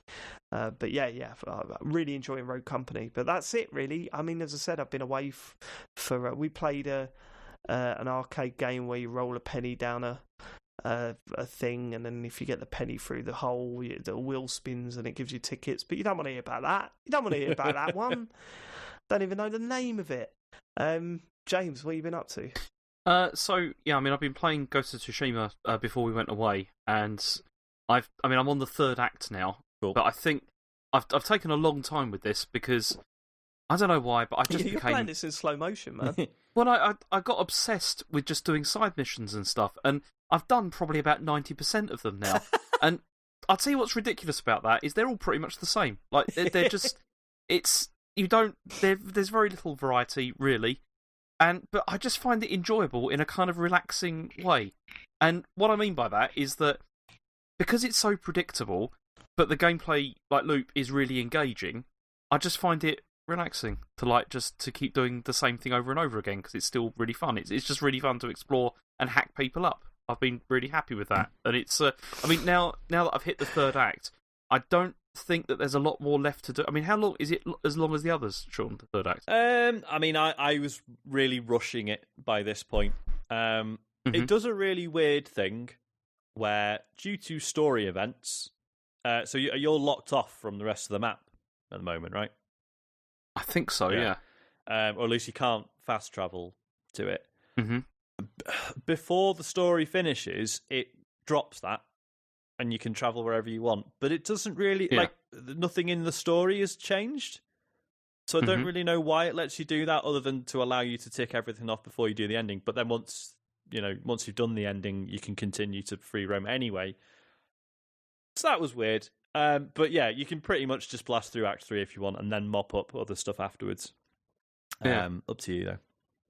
But it's funny because I've been doing mostly as soon as there's been I've been basically just mopping up any side missions before I then go on with the main story. Yeah. And I felt quite good about it that way because some of the side missions you do learn quite a lot about the characters as well. Mm-hmm. Like there's a lot more character development that goes on, which is quite interesting. It's not bad at all. And it's funny because I've gone from thinking this game was fine to really enjoying it a lot, and it's just so difficult to explain why I like it because it's because on so paper many, it's utterly unremarkable, isn't it?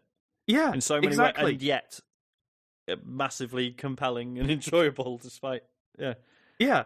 Because, and I'm sure it's just because of the way it plays. Yep. It feels really good. The combat feels great, and I don't know.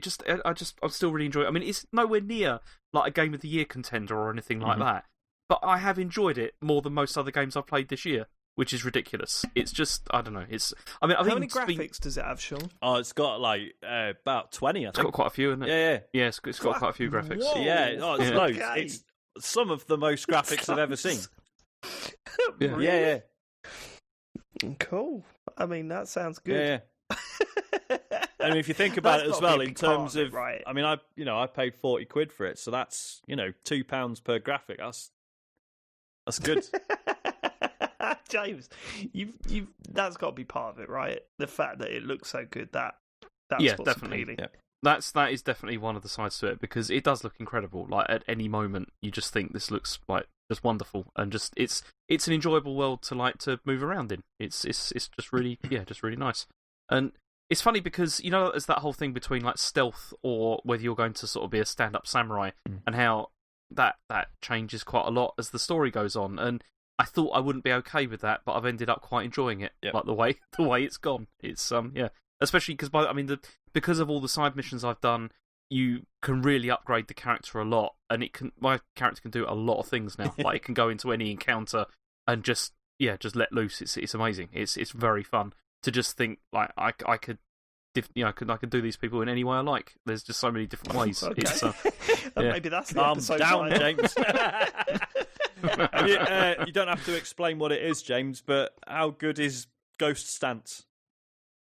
That was a shock when that first happened. I was like, what is going Jesus on Christ. with this? What a bit.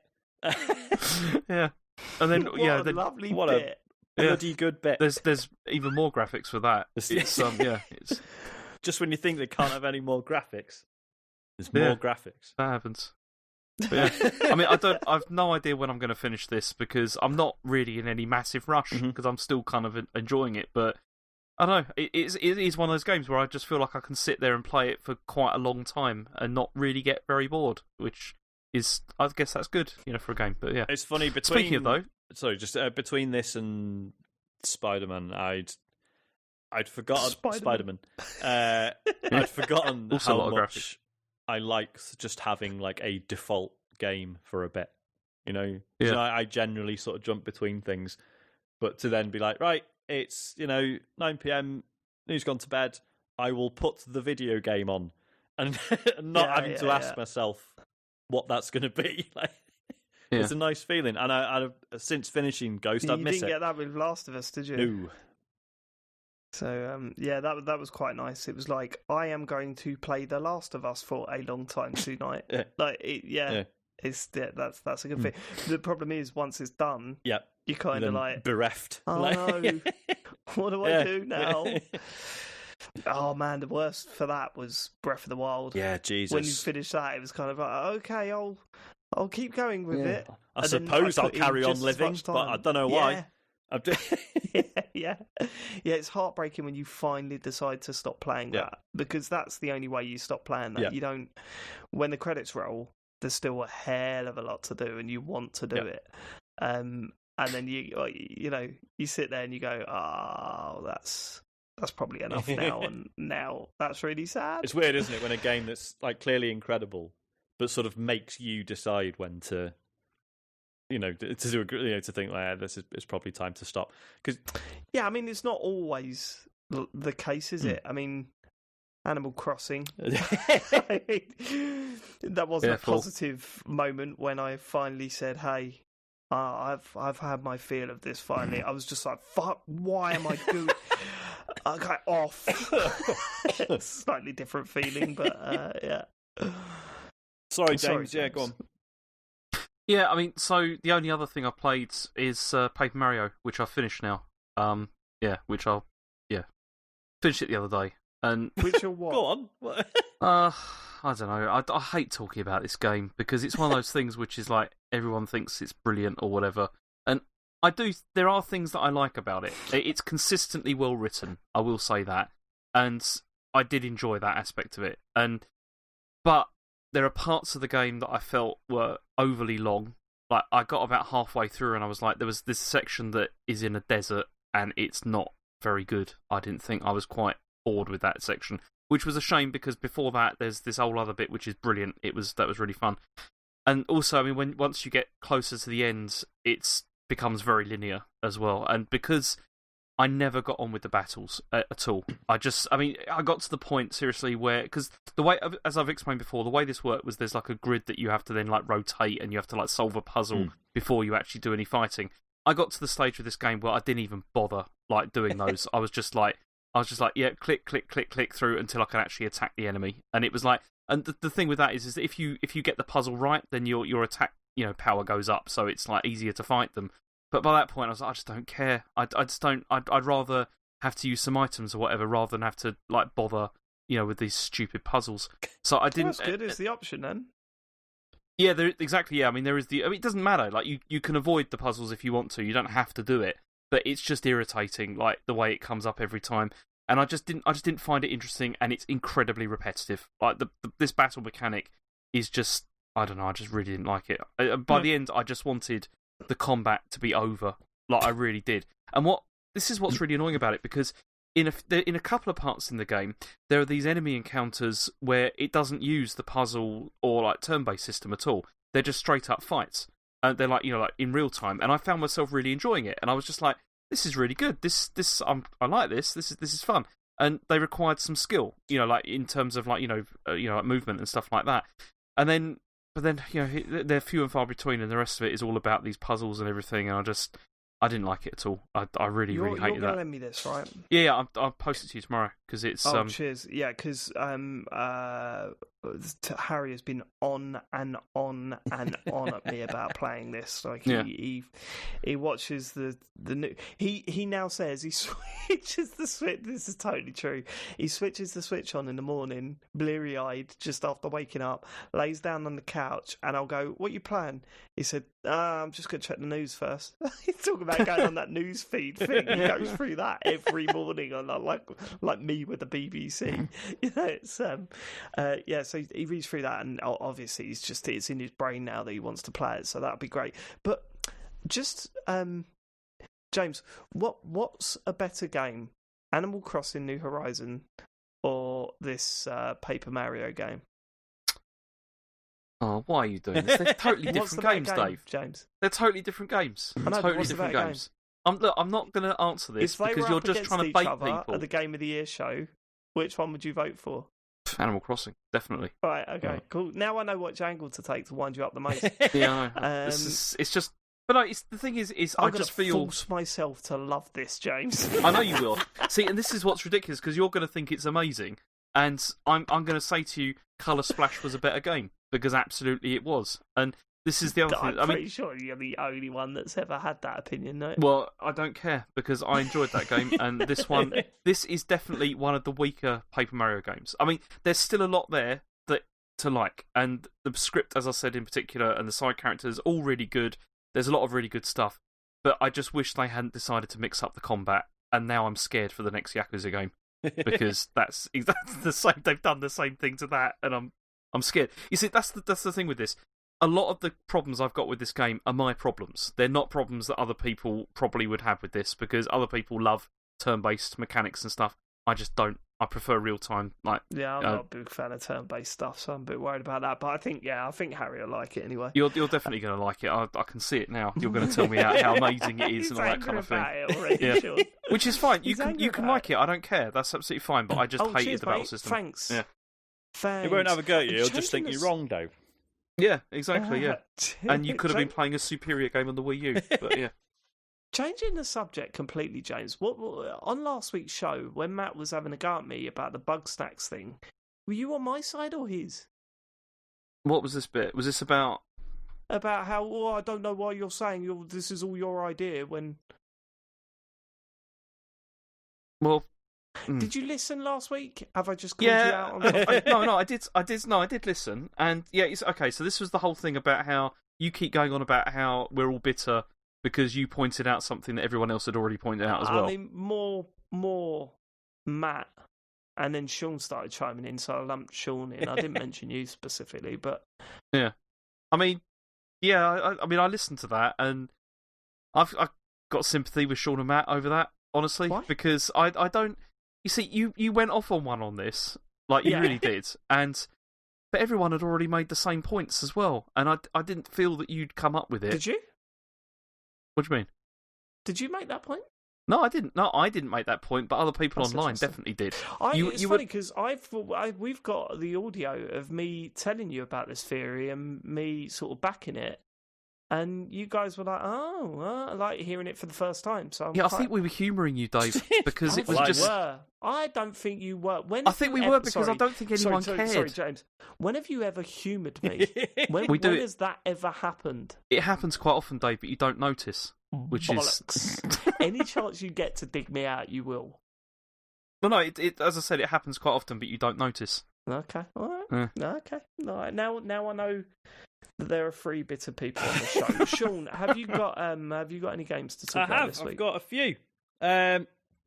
Probably the main one this week is I've been playing Othercide, spelt with a C because it's like murder, innit? It's a turn-based strategy game, and it describes itself as a horror turn-based strategy game. As you know, I can't do horror games. I would say it's more a turn-based strategy game for goths, which sounds like I'm taking the piss, but I'm not. I'm quite into it. It's like the visual style of it is it's all black and white, and it was quite Bloodborne, right? There's a lot of sort of Cthulhu-esque sort of Victorian style stuff going on. Like the enemy designs are like pretty horrific, but it's not a scary game. So if you see the word horror and that throws you off, don't let it. The setting is absolutely nuts. Like I honestly can't even tell you what the story is because it's absolutely all over the place. But basically, the upshot of it is there's this one character called the Red Mother who she sort of like not literally, but she like all the units that you have are her daughters, but they're like spiritual daughters. I don't think she literally gives birth to them. It's all very odd and doesn't make a huge amount of sense. And like realities have converged because a baddie did something, and you've got to take them out, and all these nightmares are appearing everywhere. And it's all very confusing and weird, but it's a fucking good turn-based strategy game. It's one of those. It's all based around. So it's not just like all your team has their turn and then all the enemies do. Right? It's every character is on their own little timer, and there's a little timeline across the bottom of the screen at all times, and it shows you the order that that everyone's turns are going to come in, and certain moves you might do might have like a delayed action, right? So you might be looking at it and think, right, well, if I move her here and then do this action, that won't actually take place until after an enemy's done this, or da-da-da. So you're always sort of working with that, and there are ways of manipulating it. There are characters that can, delay an enemy's action, for example. So you might be looking at it thinking, right, well, I know this enemy is going to attack this character, but actually this character of mine is going to be able to act first, and if I can get her over there and delay the enemy, then that buys me time to do that. And you're mapping this stuff out in your head, and it's a really, really good feeling. Like it's just really satisfying to pull stuff off. And equally, there's a lot of abilities that sort of work on. If you've ever played like Space Hulk, or similar, there's like a lot of sort of Overwatch style abilities where it's like, so between that, like now and when this character next acts, they will be able to interrupt. So say you've got a character who's got like 2 guns, right, and it's like if any of your allies get hit by an enemy within a certain range, like before this character's next turn, then she'll retaliate and she'll shoot him.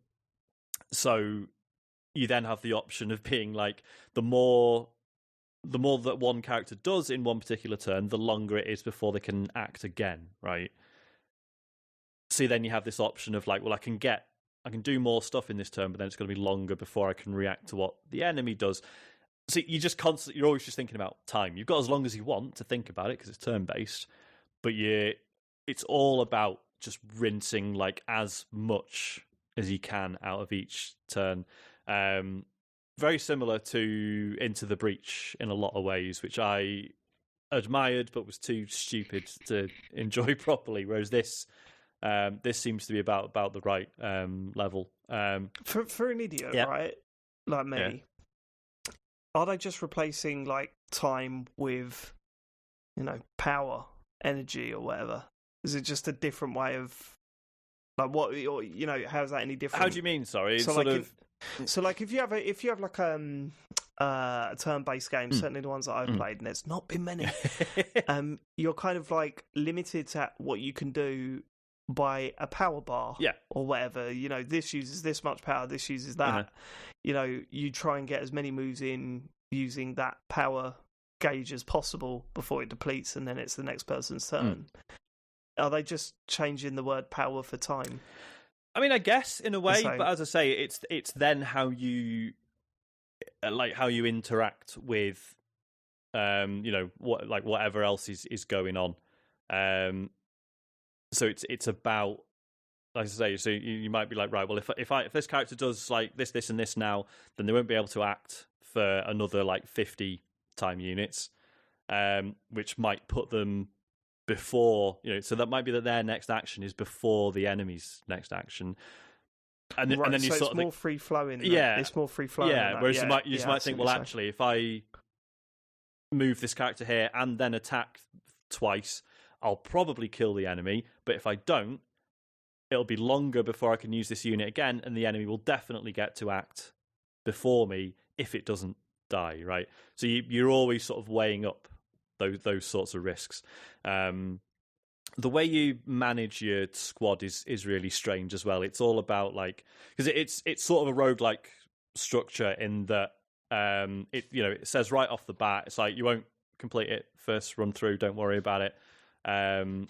It's all about getting as far as you can, and then eventually you will lose, but then in your next playthrough you will have earned power ups and stuff that give you a bit of a leg up next time through, which I like. Into that. But there's also there's this system of so the only way to heal one of your units is to sacrifice another one, and it's got to be another one of the same or higher level, which gets really confusing. Luckily that the interface is really nicely done, and it sort of helps you with this stuff quite a lot. Because I was looking at all my units and being like, right, so if this one's this level and they've only got this much health, does that mean I should heal that one, or should I sacrifice them to heal another one? Because they impart some of their experience and some of their abilities into whoever they heal by being sacrificed as well, and it gets very complicated. And if you're into turn-based strategy stuff like this, you'll love it. This is the sort of complicated but very interesting stuff that you get into with it, and they and your units all sort of develop little traits and stuff depending on how you play them as well. I had one character who was a blade master, right? So it's your melee combat unit, and the first match I used her in, she I basically just used her for all the kills because she was quickest, she was doing the most damage, and I was like, right, cool. So then she got a trait that was aggressive, and it's a damage bonus. And then the next fight basically did the same thing, but she didn't take any damage. So then she got a trait that was arrogant. So, which then I think it was it's another bonus to attack damage, but then also minus defense, right? And it's a little bit of flavor text saying yeah, she didn't get hit in that last fight, so she shouldn't give a shit anymore.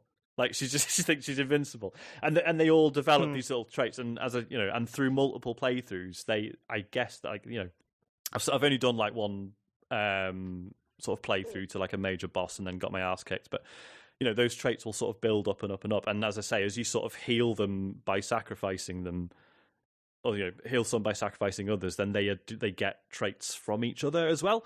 It's all very complicated and all brilliantly interwoven. And yeah, I've really enjoyed it. The terminology around it really doesn't help. A lot of the terms it uses for the different mechanics and stuff is all sort of around it's as confusing as the story, right?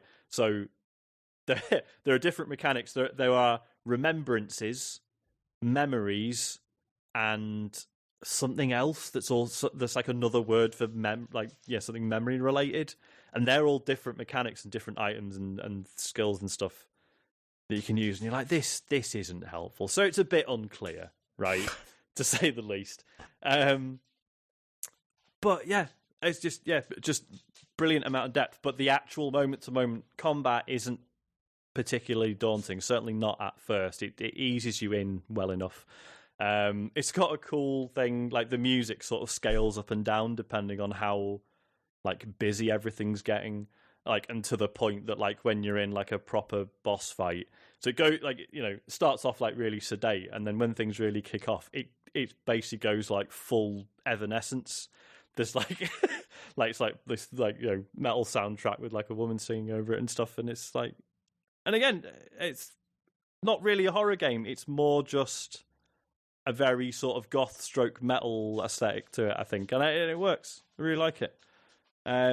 Cool. Yeah, so there's that. There's what else have I played? Frostpunk, which I played. Oh, I've seen this. Yeah, what is this? Yeah, I don't know anything about this. What is it? It's so I streamed this the other night because I decided to do a stream that was because of the fucking heat wave. I decided to stream a load of games that were cold in nature to try and sort of it was a bit, I don't know, it's quite therapeutic, I think. So this is a game where basically opening to Red Dead 2, surely. Oh god, yeah, surely that's the coldest feeling I've ever got from playing a game ever. That's snow, man. But yeah, so this is a game where the Earth is frozen over, and the last survivors have basically. I mean, playing this off the back of watching the Snowpiercer TV show, a lot of similar ideas. But there's no movement in this. It's just this one base with this giant furnace in the middle, and it's the only thing keeping the last remnants of humanity alive, basically. And so you're building a town around this furnace and trying to keep everyone alive and safe. And it's one of those games where it doesn't even necessarily paint them as moral choices, right? It never tells you what's good and bad. But like quite early on, it's like, we haven't got enough workers. A lot of kids sitting around doing nothing. You want to put them to work, or do you want to not? And it's the only sort of judgment, or the only way these things are weighed up against one another, is that basically you have like a hope meter and then a discontent meter. So, for example, putting kids to work tends to have a bit of a bad effect on the hope, whereas it does actually alleviate, worries regarding like how many workers you've got. And then there's things like, what do we do with people who are like severely injured or terminally ill? And you can make some really horrible decisions. It's like, what do we do with corpses? Like, do we just, we can make a church or a crematorium or whatever, or just chuck them out in the ice. Doesn't matter, does it? Like, it's so there's all these sort of easy but quite horrible decisions you could make. And so far, I've not had to make any of the horrible decisions, and I'm being very smug. Like, no, this is fine. You can do things the right way. You've just got to be careful, it can work that's out. The question. To what end? Is it just endless like moral choices, or is it? Well, because I don't know, because these are sort of you go through, like you pick like which of these laws to enact, and it's almost like the tree on like a skill tree on an RPG or something. So I don't know how widely that sort of unfolds as you go on. But yeah, I mean. The point I'm at, I only played it for about an hour and a half, but the point I'm at, I'm still sort of building my town up, managing resources. You sort of, as you expand, outwards from the central furnace, obviously it gets colder. So you've got to start then placing other little sort of heaters around as you go. Obviously they use more resources, etc., etc. So it's this constant sort of expansion, but then having to sort of rebalance your resources and make sure everyone's fed and warm and not dying, But yeah, apparently it gets fucking miserable, and you are basically forced to make some very unpleasant choices as time goes on. And you send out like expeditions and stuff. There's it's mentioned that like there were other survivors with you that had to sort of stop and set up camp, earlier in the journey. So you then sort of like having to send out scout teams to be like, no, it's fine. Look, we've set up the town. It's going to be all right, and bring them back. And I'm really intrigued to see where it goes. I think we basically decided on the stream that I am going to keep streaming this for a couple of weeks at least, because really good. I think it's a couple of years old, but I think there's some new DLC just came out for it. It's not just PC, is it? It's out on other stuff. I think it's on Game Pass. It's on Switch. It's on Game Pass. Oh, is it? Oh, I think you're right. I think that's where I've seen it. I think it's on Game Pass. Well worth a go. Okay. Really enjoying it. That does sound like I might enjoy it. Yeah, I think you might. What else? Last one. I've been playing FitXR on the Oculus Quest. So this is a bit confusing. So this was Box VR, which I think on other platforms it still is. But the company that made Box VR is called FitXR, and the Oculus version of Box VR has now been renamed to FitXR and has had a massive update. But what's going on with naming of things at the moment? It's just crazy. Yeah. It's crazy. Yeah. Is it Game Pass? Is it not? What's going on? Is it, do you know what I mean? It's TCGS. It was sort of it's like, oh yeah, it's been renamed because it's like a complete fitness package. As far as I can tell, it is still just boxing. But it's, the simplest way to describe it is it's Beat Saber, but punching instead of slashing with swords. But obviously, Beat Saber as a fitness game, which is something I'm into, was a happy accident, right? It wasn't. It was never designed as that. It was designed as a rhythm game first and foremost, and then turned out you can get pretty knackered playing it. Whereas FitXR is obviously from the ground up is intended as a fitness thing. So yeah, music playing, and there's blocks coming at you that you have to punch with your fists, and then there's ones that have to be punched from certain directions. So there'll be like hooks and uppercuts and stuff as well. Things you have to dodge out of the way from. Two things like really make this work for me. One is the fact that it's just relentless, right? Like the patterns on it are, as I say, with Beat Saber, they had to be sort of rhythmically like enjoyable, whereas with this, it's just got to be constant because it's supposed to be an exercise game. It's not about necessarily interesting patterns. It's just about punching the fuck out some blocks for 10 minutes straight. And it has this mechanic whereby basically you have to hit the blocks like over a certain speed. Like you can hit them slowly and it won't penalize you, but if you hit them quick, like really fast, they like properly like explode and make a better explosion noise, and you get more points for doing it. So you're always trying to hit everything with like as much strength as you can, and fucking hell, it's knackering. Like I thought Beat Saber was good for that, but no, this is on another level. Like I was sore for like 2 days afterwards, and with great.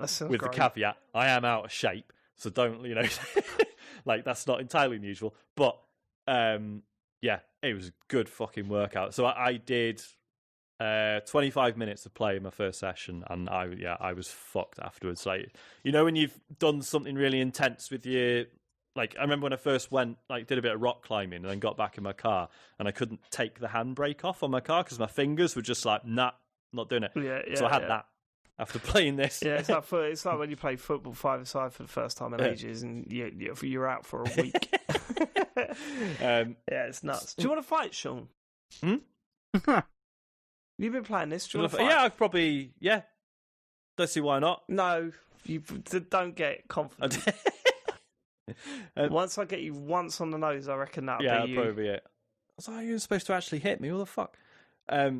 Should we do that? Should we get that? Well, just have a fight. Matt, you're listening. Patreon bonus show. Just me and Dave having a. No, I think just come down and watch it. I mean, okay. Socially distanced and everything. Yeah. All right, fair dues. Just in like a car park or let's something. Just have a. It's about time, isn't it? Yes, but tensions mounting up. The last 10, 15 years we've known each other. It's bound to happen. I'll fucking batter you. Yeah, it probably would.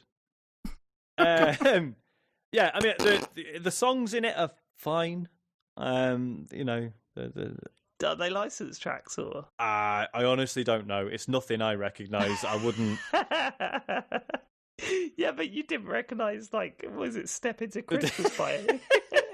I still think that's a conspiracy. It's my Mandela effect.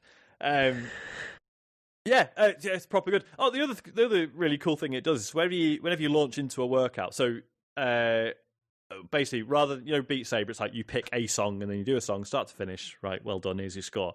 This is like you pick a workout, which will be like 4 or 6 songs usually.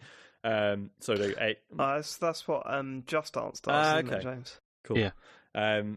So you're into like a whole series of songs, just to make sure you get a decent workout without having to stop and be like, oh, right, this one now, I suppose. But it puts you in an online session with other people whenever you do one.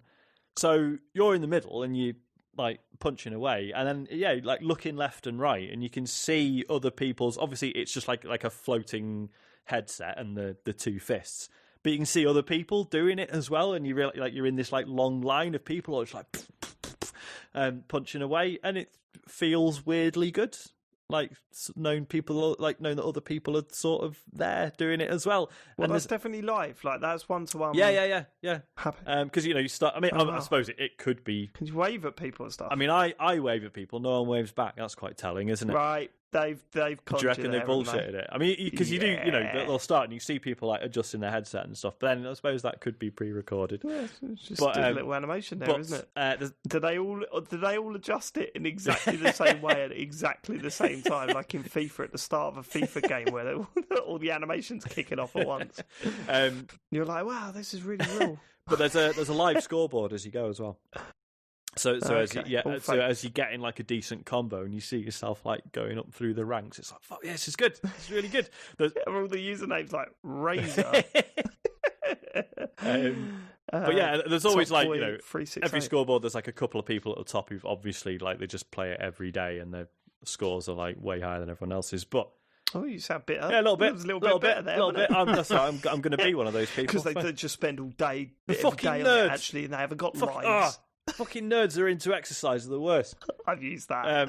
I've used that so much. Playing FIFA online, playing COD online. You sit there and go, yeah, well, they haven't got any lives. They just play this all the time. I prefer my life, actually. Yeah. I've got a mortgage, mate. Yeah. Fuck off. All right, don't show off. I really enjoyed it, and yeah, it was absolutely knackered. And I mean, I'm looking for. I mean, when I first played, I was like, "Oh man, this is going to be amazing! I'm going to do this every day." Woke up the next morning like, So yeah, I haven't been back yet, but I'm looking forward to making it a regular thing for sure. I might stream a bit for a laugh. Is this PC VR only? I'm presuming there's nothing else. There's no like PSVR No, version or I think like it's that, so. I think Box VR is on PSVR, and it hasn't been upgraded to FitXR. But I've been playing this on the Quest. It's native on the Quest. It's not a. I think it might be PC as well. Are you interested in this then, James? I'm interested. Yeah. If you've not had the Quest yet, I think there's a little bit of requesting needs to be going on. I'm just getting towards that time limit as well. Actually, well, I'm still regularly using mine. I don't think Matt's touched his since he finished Alex. So just saying. Okay, I mean, I was still regularly using mine when I had to send mine off, but that's fine. That is fine. It's fine. I'm not going to make it awkward. I've just had a look. This is on PSVR as well. All right, just get it on that. I'll get the 25 quid. Quest. Right. I need to hang on, Sean. Is this worth 25 quid? Do you think? I don't know. Give me a bit longer with it because I don't know. Because obviously, of what I've played, I don't know how many of the things I've enjoyed about it are unique to FitXR and aren't actually part of Box VR. You know what I mean? Right. So I don't know exactly what the changes are. I mean, I know people were singing Box VR's praises anyway, so I think you'd probably be all right with it. Yeah. Mm-hmm. Cool. Yeah. Cool. All right. Well, let's get on to your listener Q&As. Is what I think we're calling it Q&A now, are we? Because I mean, to be fair, what else are we supposed to call it? I hate this idea that we can't call them emails and tweets. Questions. Just call it questions. Because the problem with Q&A is that we don't always really answer the questions, do we? Why don't we call it Ask Us Anything? AMA. Can I? Matt's not here. Can I complain about the form? Oh, go on. Yes. Can't wait. Well, no, you see, because the way it's collected into like a Google sheet. He's going to be furious that you're doing this, James. I think he's going to be furious that you're complaining about this. Go on. No, but the way like all the replies are collected into a Google sheet. Does anyone else find that really irritating? I find it irritating because it doesn't always fit in the cell. So exactly. You have to manually wrap and you have to like click on it. Oh God! And generally, I'm on like a mobile device or whatever, which doesn't display it properly, and it's just a pain, isn't it? You have to like copy and paste stuff into notes or whatever to see what the actual message is. I hate it. Yeah, Matt. There you go. Fuck you. Right, questions. If you want to send us a question, Sean's been boxing, mate. Bang up for it. tcgs.co/dear TCGS, or don't because you'll upset James. MD Kraboff says, "What's the worst career decision you've ever made?" Oh Jesus! What's the worst career? Well, I suppose that's an interesting question, man. Because, I think my saddest story is that I fell out of love with radio at the time where I should have been getting into radio. I wanted to be on the radio. That's what I wanted to do when I was younger, and I went to college to study radio and get into that industry. And the teacher there, I now know, was utterly terrible. Utterly terrible. I mean, some of the stuff he said to us that were flat out lies. An example being that every radio show is scripted, and that script has to be pre-approved by a producer before it goes on air. Wow. Literally something he told Amazing. us. And then I came away from college thinking radio's all bullshit and I hate it. So then I sort of just got into temping and stuff. Now, I mean, I wish I did follow up on that, and I wish I did get into that. I was also a keen actor and stuff, but I didn't pursue that because I was more interested in radio at the time. So there's part of me saying, hey, I really feel like I missed out on doing something that I've always wanted to do. But I suppose the flip side of that is that I went into another career that I seem to be doing all right at, and I'm very busy working at, and at the same time I've got this, so that's helped my love for wanting to do radio without the pressures of being on a terribly low paid job and having a risk of a radio station just firing you every 5 minutes. So that's good. But I guess to answer that question, I guess that's the answer. No, fair dues. Have I've talked about when I worked at the dodgy hotels, haven't I? The dodgy hotels? Yeah, I never told you this story. You told me that you worked at a hotel. I don't know why they're dodgy, unless I've forgotten. So, how much can I say? No, this is fine. So basically, my boss at my job that I was enjoying, and we worked really well together, suddenly announced he was leaving. So he was a hotelier, and he was going back into that. And he sort of offered to take me with him, basically. And I was like, yeah, fuck it, new challenge, this is going to be really cool.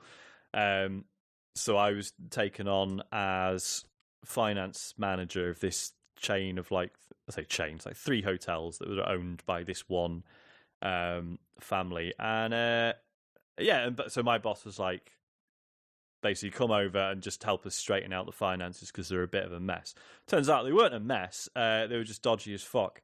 And they were just like rinsing all the money they could out of the hotels and not maintaining anything. One of the hotels, so the 2 of the hotels were down in Kettering, and so we had to visit those like once a fortnight or whatever. It's a pain in the ass. It's like 2.5 hour drive from here, and one of them was shut because it was in such a bad state, and it was this beautiful old listed building, but it was just fucked. Literally, like some of the rooms, like the fucking ceiling had caved in and shit. It was horrendous. And one time we were staying in Kettering, in the good, relatively good hotel, and then we got a call that some lights were on in the hotel that was meant to be shut. So then me and my boss then had to patrol the closed hotel armed with a fucking like pool cue, kicking the doors in and sing. Yeah, that was good. Did you find anything? No, we didn't. We figured there was like I don't know the proper term for this, but there was like a covered area outside the building. So we basically figured they were probably heard us coming, hopped out the window, sat on this like covered area for a bit, and then probably hopped back in once they figured we'd gone. But yeah, I mean, my boss found like all sorts of shit going on in that building, like other times he was there as well. It was bad. And so I was technically the finance manager, but I didn't have any access to or control over any of the finances. So I was... Oh, mate. And that makes you think, why did they decide to Exactly, give because obviously, and my boss's plan was like, oh, well, Sean will come in and they'll give him access to everything and he'll start straightening everything out. And it's like, nope, they had no intention. That's a nice way of thinking of it. I was thinking of a different thing. What do you mean? Right, who's someone that we can just completely mug off in this role? No. So my boss wouldn't have done that to me, but yeah, it was the owners of the business had no intention of relinquishing any control. I think your boss might have, I think they might have done that to you. I think that's what happened, Sean. I think that's what happened. Okay. The friendship was based on a fraud. Just because that's how you manage this show, Dave. That's not... It's true. You've so yeah, so basically, I know that I am the boss. So I just have to spend most days just answering phone calls to people demanding to know why invoices hadn't been paid, and me basically saying, I don't know, and they then going, sorry, who are you again? And me saying, I'm the finance manager. And it was so stressful, I started getting heartburn on a regular basis. It's making me ill. So I left. That was a poor decision, taking the job, not leaving. James.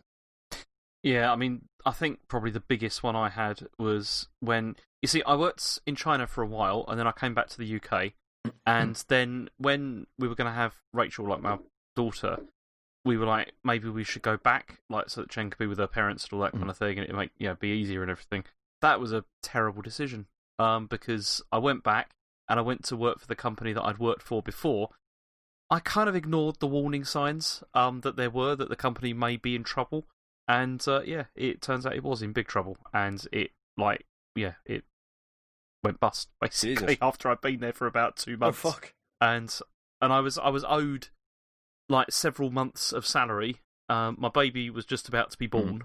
And it was a bit of a nightmare. And we had to negotiate with the Chinese government. And it was, because they were, like, it's complicated. Basically, any like Western company that wants to do business in China has to find, like, a Chinese partner. Right.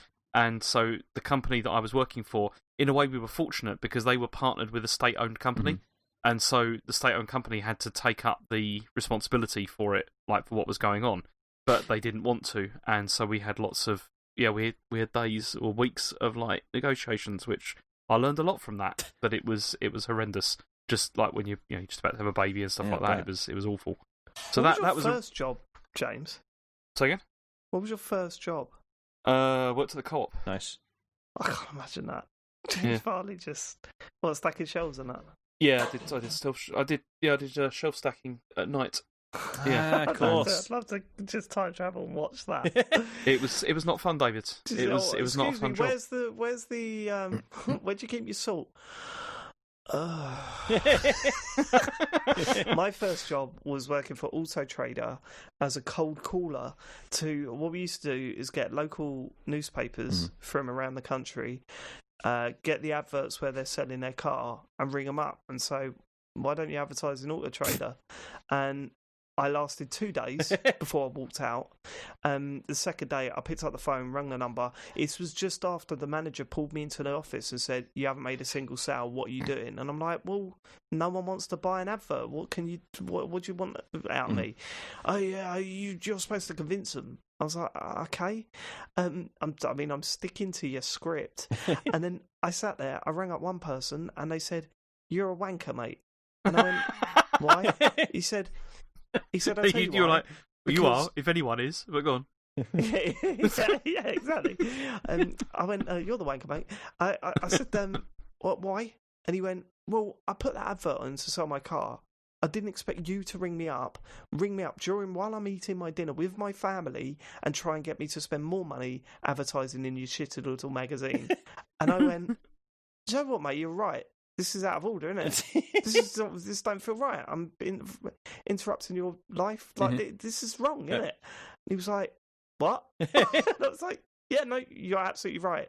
I'm going to quit."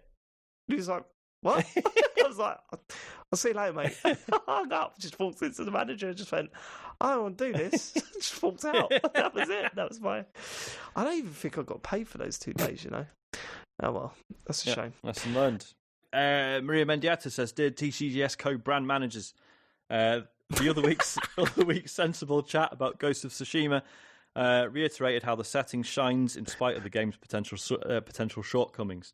Tsushima Island exists outside of the game world, so my question relates to how game designers only partially represent real locales. When games like 2019's Call of Duty claim to be inspired by real places and events but rarely engage with the location's realities, do we attribute this to a limited research budget, or are developers merely shying away from social complexities to appeal to a broader public? I'm curious to hear your opinion, and particularly James's professional take, given that he's the group's head cynic stroke academic researcher and probably asleep by this point." I don't know, it's... because there are certainly examples of this being done well, right? I think because I forget which Call of Duty it was, but there is a Call of Duty with a bit set in Kowloon Walled City, isn't there? Which is although good. Doesn't exist. But no, that's what I mean. That's why, and it's interesting because obviously that's one of the few ways you could sort of imagine you were there because it doesn't, all got completely knocked down. And I, because it gets a mention on an episode of 99% Invisible, all about Kowloon Walled City, and it sounds like they really did their research. But but then that's you're probably just sprinting through shooting at people. It's not really an actual slice of life about what it was like. I'm trying to think of other examples though. I mean, I think in terms of like shying away from social complexities or like not wanting to like really engage with it in a massive way, a lot of it's got to be like expediency, isn't it? Like the game design for like whatever they're trying to achieve for that. It becomes difficult in real world locations probably. So this is why they take it as inspiration rather than actually, sort of copying things exactly. Yeah, and like because we've said this about Forza Horizon 4, didn't we? So we were all sort of a bit like. There's bits I recognise, but it doesn't feel British. Yeah, it's always worse when it's based in somewhere that really well. I mean, and we're all like, it's because the roads are too fucking wide. But of course, that's a gameplay decision, and it's a concession they had to make. Like some of the towns in the game that I know in real life, and I'm sort of going, oh, the layout's nothing like that. It's like, yeah, because you couldn't drive a fucking sports car 150 miles an hour through the actual town. Wouldn't be fun. Not only that, it's like it would take you hours to get from one place to the other. Just wouldn't be good. So yeah, you accept that these things are all, to an extent, they're always going to be a bit of a theme park because it's a game design thing more than a social issue thing, I think. It's I can't wait to see that how Watch Dogs deals with that. Yeah. That's going to be weird. My city. I want to see how they deal with that. Because it's like with Yakuza games like that, like in London since the Getaway, right? So see how it goes. Sorry, James. No, it's like with Yakuza. Like when I went to the actual place where that is supposedly set, it is very similar, like really, really similar, but it's tiny. Like by comparison to what you see, like in the game, like in the game world, it feels much, much bigger than it is.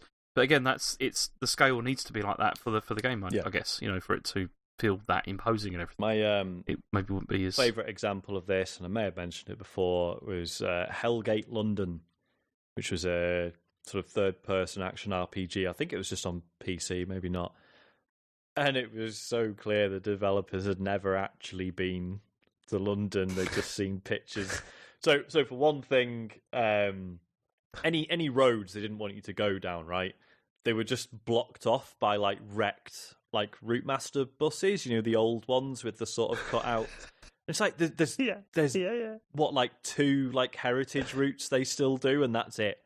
Whereas they'd obviously gone, well, that's what all the buses in London are like, so we'll use those. You can still find them. Yeah, no, so I mean, there's a few like sort of tourist stroke heritage routes I think they do, but this was like every bus was one of those, and Covent Garden was in it, but you just get but it's a garden. It's someone's garden. You just get there and you're just like, it's tiny. What have they done? They've like fired a shrink ray at it. It looked ridiculous. So yeah. Not the worst depiction of London in a video game though. Go on. I think Mass Effect 3 goes some way to be in the worst, I don't even remember this. Is that the final level? It's the final level where you get there and it's rubble, but they've just miraculously, like, the red phone boxes are still like there, completely intact. I think, don't you see the London Eye or something? Probably. You think, that's the first thing that would go. Is that the weird tax break thing? Wasn't there a thing in sort of films and games that if you had like a section that prominently featured Britain in like a recognisable way, there was a weird tax break thing going on? Oh, I didn't know that. Yeah, no, I wasn't aware of that. But then that makes sense because there was that whole bit in one of Call of Duties that was set in the docks of London. Yeah. It was like really weird. And it's like, and in films it was like there's that Fantastic Four film where there's there's a fight that happens in and around the London Eye, and it's all like, yeah. And it's like, why are we here? Why? Yeah. So yeah, I think maybe we're being charitable. I think broadly the answer is either lack of research or it's just like those concessions are made for gameplay or design reasons more than, sort of not being able to do justice for sort of more nuanced reasons, I think. Ben Syme says, has Sean ever drank from a can before? Right. Listen, Ben. Do you guys know what this is about?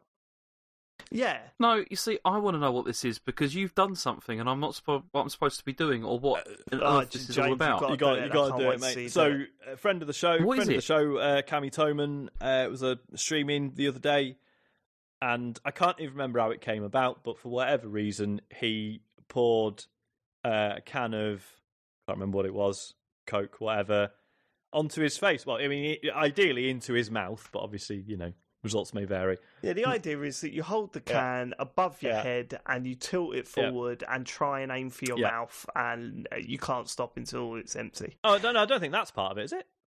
Well, it seems that's like definitely not what Sean did. Sean. I don't think. I'm pretty sure Cammy didn't empty it.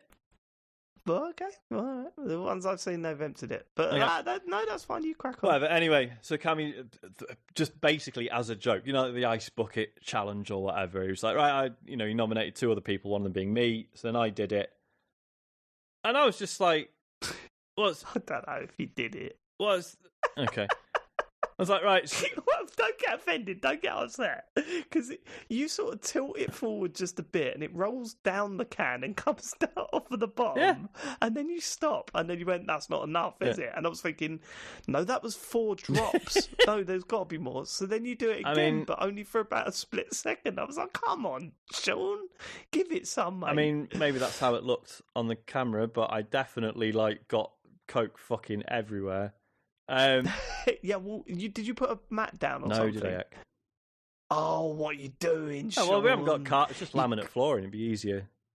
Oh, yeah, easier to clean as it is. That is not Point is, I was just like, right, try and pour it on my face. Probably make a mess. Whatever, job done. And then later saw all these tweets like, I did it wrong. Like, all right. All right. I can see why you're upset with me. It was just meant to be a bit of fun, guys. Who is calling you out? Was any notable names? I've singled out Ben here. There was a couple of others.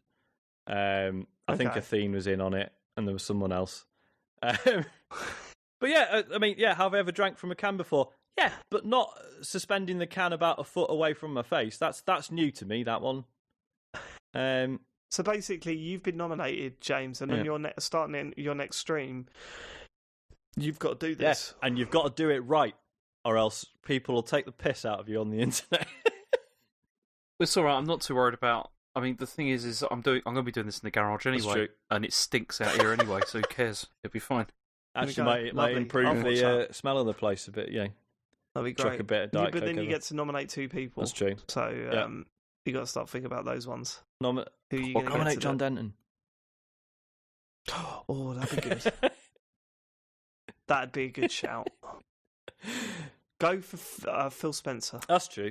Yeah, you love it. Because then he'll have to go at the start of the Xbox event. Thank you, James Farley from the Computer Game Show, for my nomination to do the face can challenge or whatever it's called.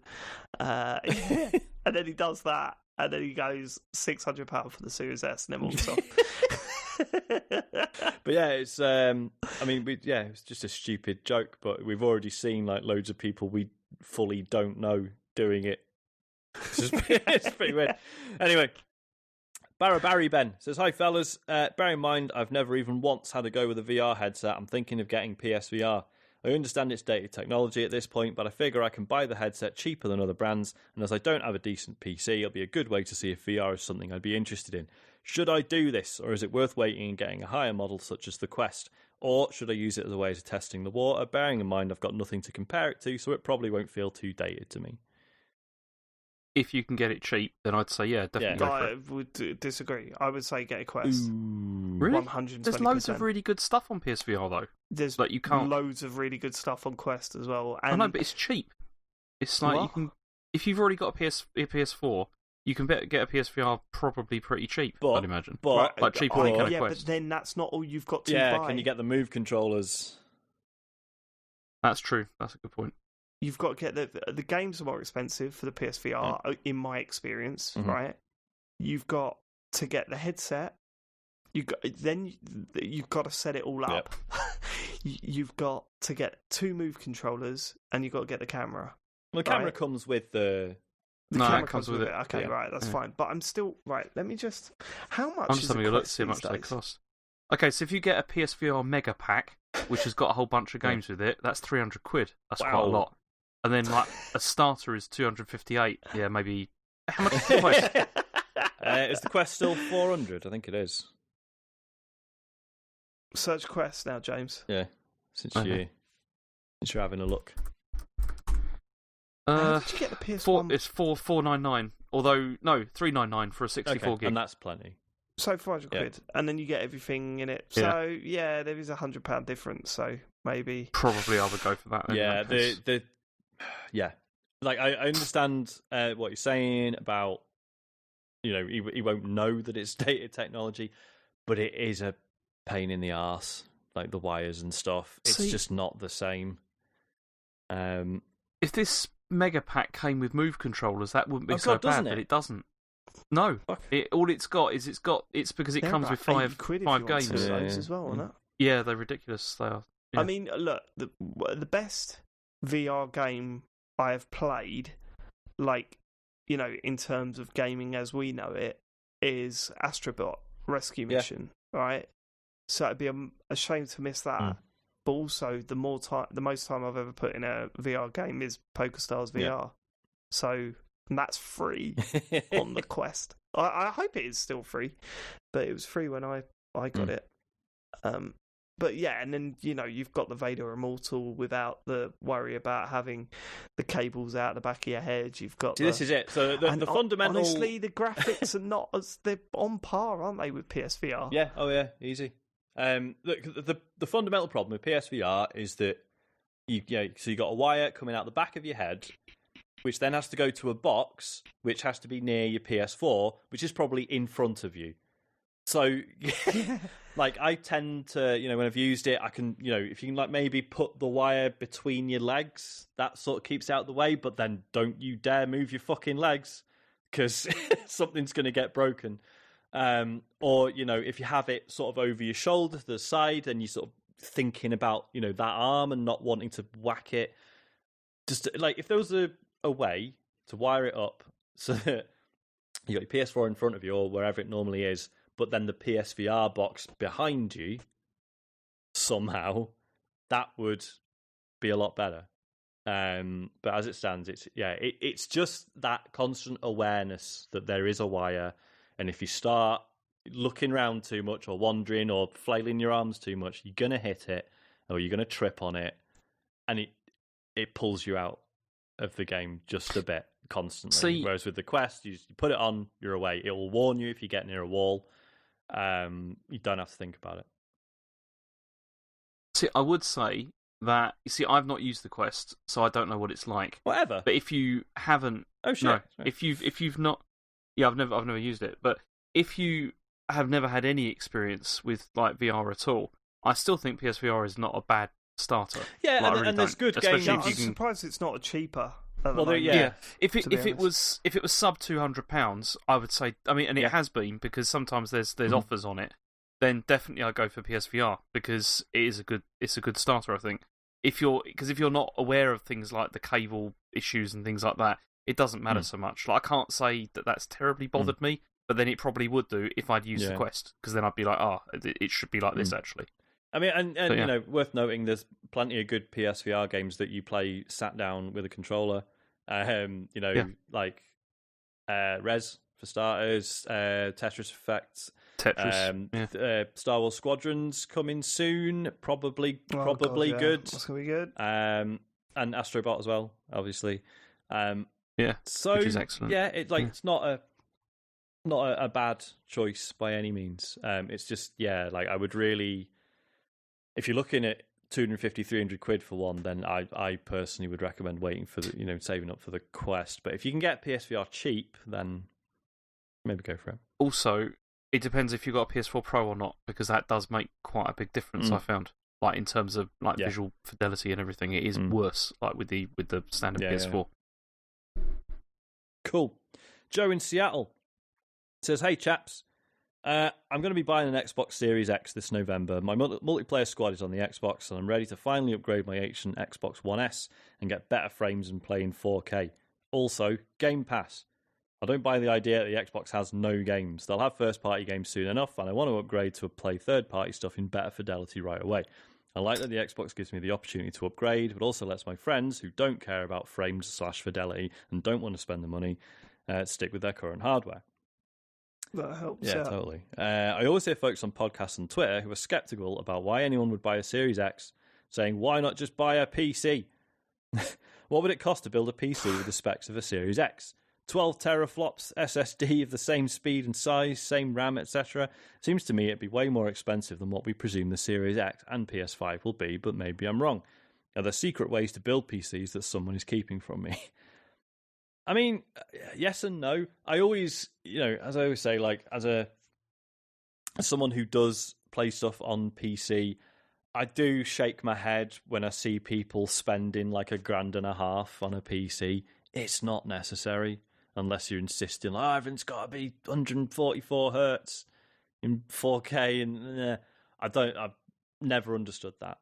But yeah, you're never going to build a PC of the same spec of the Series X for the same cost. You're going to be looking at like 800 or 900 quid, I would have thought, for the same spec as a PC, and it's probably not going to be as efficient either because it's just running Windows, whereas it's built to run other exactly. things, whereas an Xbox version of a game is going to be definitely built with that exact hardware in mind. I mean, Edge is going to take up quite a bit of the power. Right, Dave. It's getting late, isn't it? Yeah, it's getting. It is. So I fully agree. This people saying, "Oh, why not just get a PC?" Well, there's loads of good reasons not to just get a PC, actually. And as I've said countless times before, it's worth it for me because I use it for streaming or editing or whatever. So to me, there are other benefits of having a good PC besides games. But otherwise, no harm in just buying the console instead, at all. Here's a question. Just thinking about the two different directions they're taking into next gen. All right, Xbox and PlayStation. Control is on PS Now. Yep. But they've also stated that you have to pay extra to get the next gen version. Yeah, what so happens to the PS Now with version? the PS5 one? Yeah, it's just going to be the old version, isn't it? Probably, yeah. Interesting. Okay, all right. Right, last one. From Matt Leatham. This isn't a question about games, but about podcasting in general. I managed to record my first podcast episode last week and completed the edit. Dave's going to love this. I spent so much time editing out all the ums and erms that seemed to litter every sentence I uttered. Don't do that. Yeah, I lost about 25 minutes of playtime to these, as well as jokes that didn't seem to land between myself and co-hosts or tangents that faded into nothingness. How did you guys learn and evolve your presenting techniques over the years you've been podcasting, and what bad habits did you find difficult to kick? I'm planning on having a few episodes in the pipeline before releasing them, so any feedback will be very helpful. Okay. There are several tips I got for you here. First of all, don't concentrate on and ums. It's a false. There you go. It's a false rule that dates back to very early radio, where presenting styles was all very official, very you couldn't possibly do this. The idea that dead air is a crime is nonsense as well. It's just a rule that sort of was generally understood by the audience back when radio was very formal. These days, that's not the case. You listen to some of the best radio presenters. I mean, one of the best, whether you like the man or not. And, I certainly didn't like him, but I appreciate what he did for radio.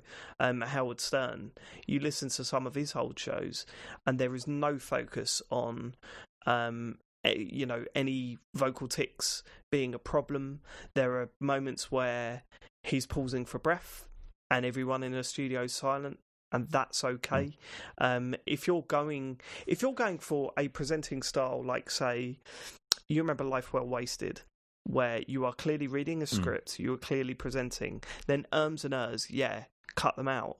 But if you're having a conversational style audio program, whether that be a podcast or on the radio, then you want it to sound as natural as possible. And people do and when they talk to each other in real situations. You've also got gaps. Editing out gaps between what you're saying.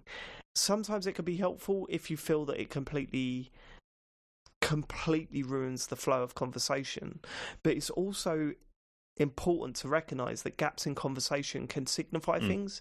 They can signify pause for thoughts from certain people, and you get that feeling.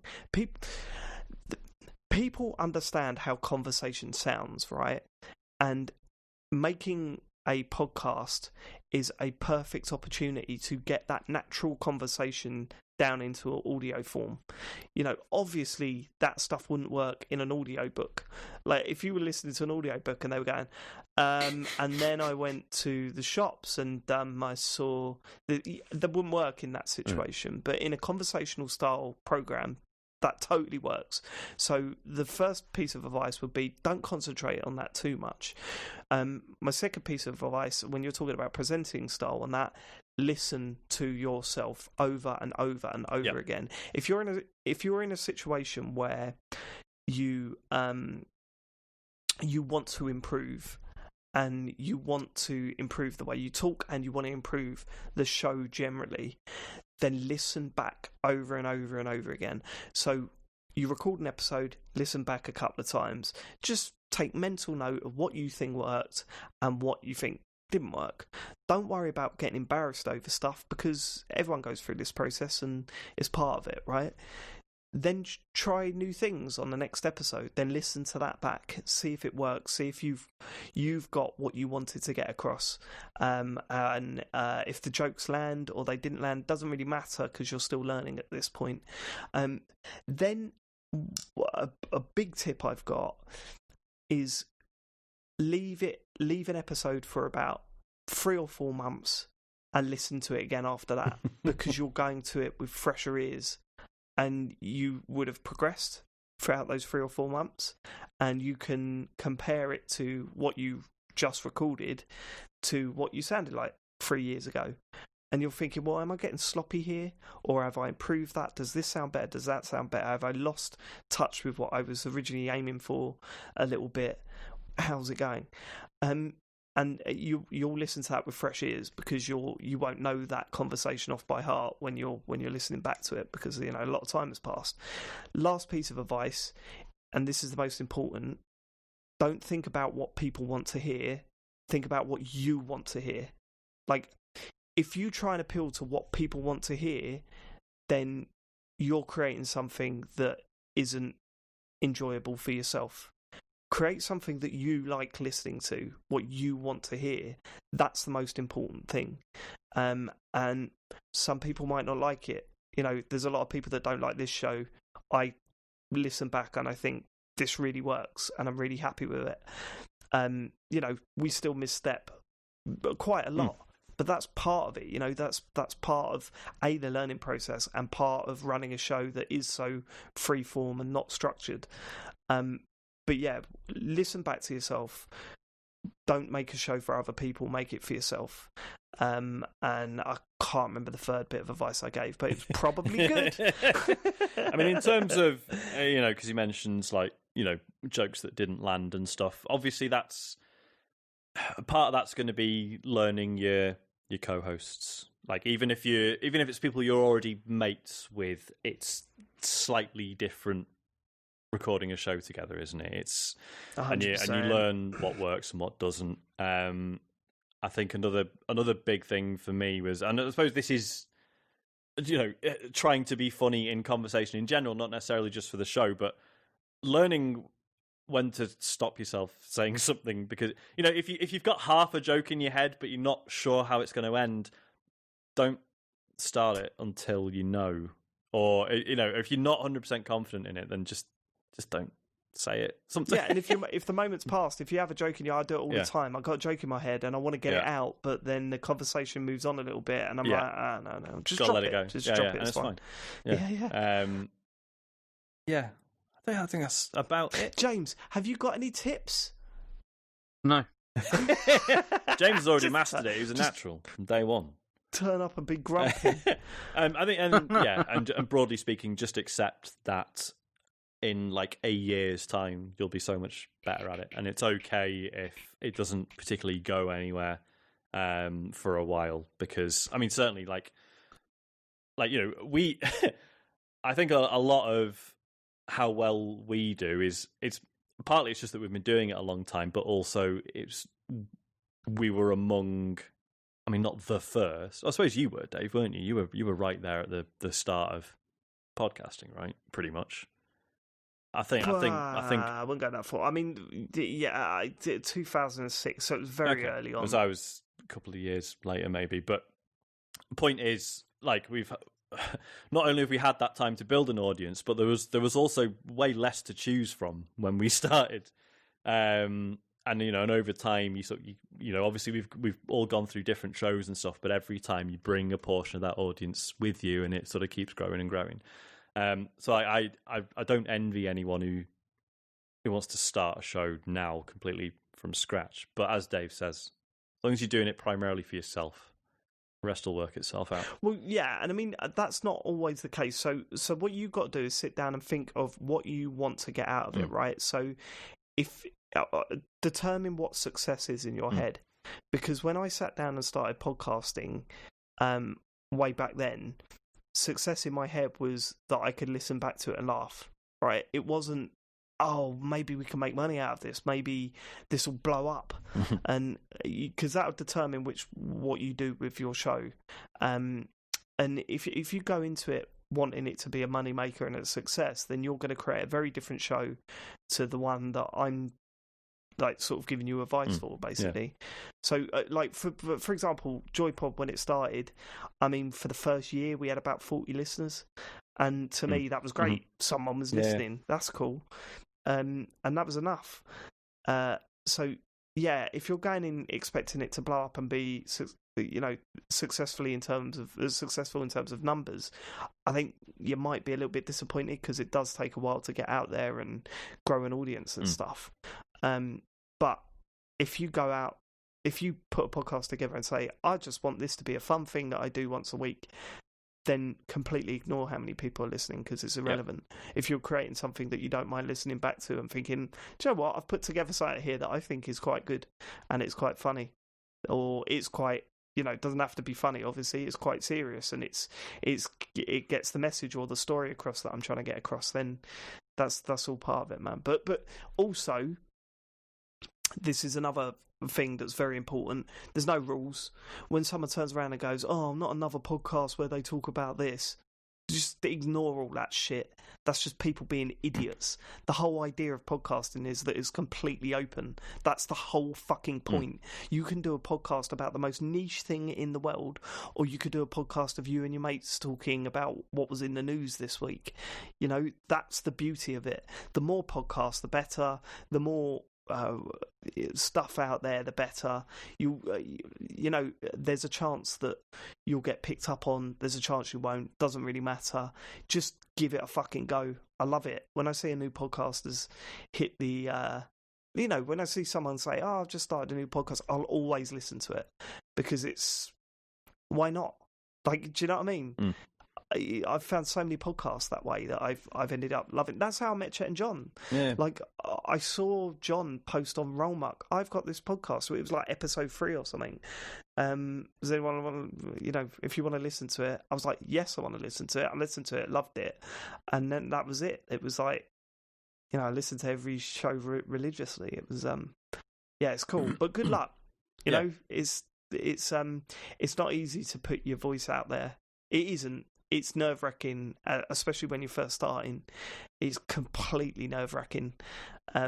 So, good on you for giving it a go, and I hope it works out for you. The good news is that after a couple of months, you know how normal people are like, isn't it, when you hear your voice recorded, isn't it weird? It sounds really different. You become immune to that, 100%. Yeah, big time. The voice I hear through the speakers now matches the one I hear in my own head. So another good bit of advice is to just be someone who's already really famous and just do a podcast where you just talk to your equally famous mates. I don't know whether I should be bitter about that.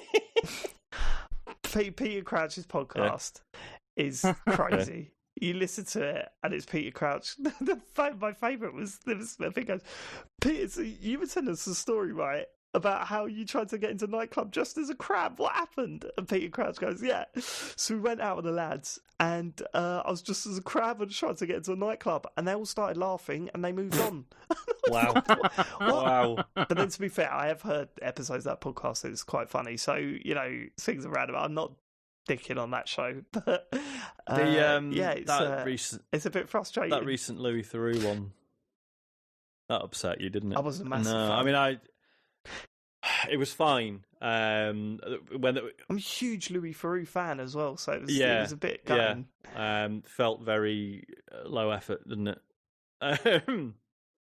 Yeah, it's weird. As some really good guests and some really interesting discussions, but Louis, when you watch Louis on a show he's done, obviously his thing is he will often say nothing, and he just allows the person to just fill the void, and occasionally, I don't think he's intentionally trying to wrong foot people, but he does just, I don't know, he uses that silence to let people go, I need to just keep talking, fuck, I'm on telly or whatever. But that's what I do as well with podcasting. But crucially, he's still a presence on it. Whereas listening to a podcast where it's him interviewing, it doesn't really work. Him interviewing someone else, but actually he's just not even saying much. It is crazy that you walk onto this massive platform that people have built for you, and you're given this massive opportunity like that, and you just turn up every week and you don't really put the effort in, and it's disrespectful, kind of a shame, isn't it? Yeah. Someone else could have that opportunity, is what I'm saying. Someone that puts the effort in. Should we do the socials this week? Yeah.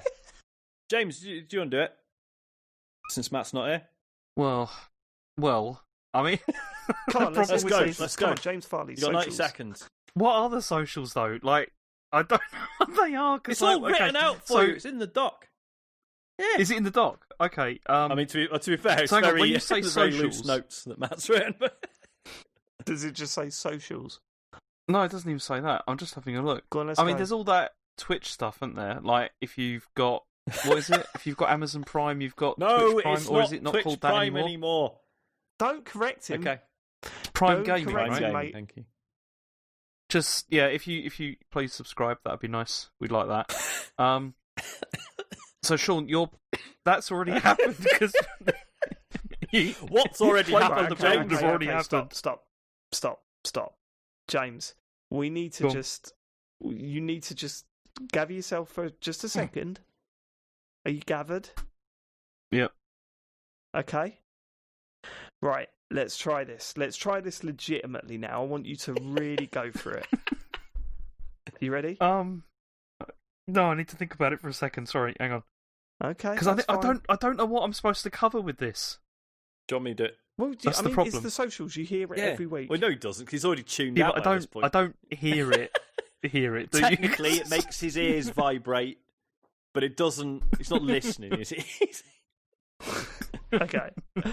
Right. Ready? And okay. So let's end the show with the socials. James Farley. Yeah. So we're doing streaming. On Sean will have already streamed by the time you've heard this. So the next stream will be me. I'm going to do the Nomad Soul. I'm going to start that this Friday, which will be hopefully not awful. Well, it will be awful, but I've found a way to get it working, I think. I just need to now figure out how to stream it to Twitch, which I'm hoping is not going to be too complicated. So I had to spend money to do this. I had to get an emulator, and it's a nightmare. But anyway, so I'm going to start doing that on Friday. Are you doing any streaming, David? Might do Fall Guys. When are you doing that? Mind your business. Whenever he feels like it. Just whenever, right? Okay, so that will happen. You'll get a notification. You'll get a notification or something. And then Matt's streaming on Sunday, depending on whether his internet works or whatever. Then yeah, I mean you'll get notifications. I mean I'm assuming you probably, if you're interested in our streams, you've probably already subscribed, like to our channel. Sort of a salesman, so you're probably going to get a note. Oh well, if you're in the shop, you've probably already bought all these, so don't worry about it. You've probably already got a notification if we've gone live, so that's fine. And then yeah, if you want to subscribe with money, that'd be nice. We like that.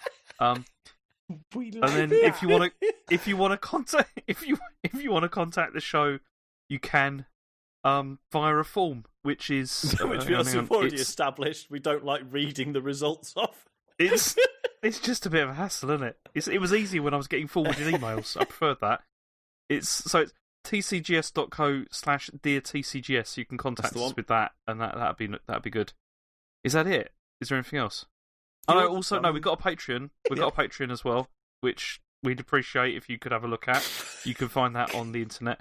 And then for anything else, there's tcgs.co. You can go to there where there's t-shirts and stuff, and yeah. Thank you, James. We will catch you next week, hopefully with a full cast. We hope you're doing well. And yeah, thanks for living it. Catch you later. Goodbye. Goodbye.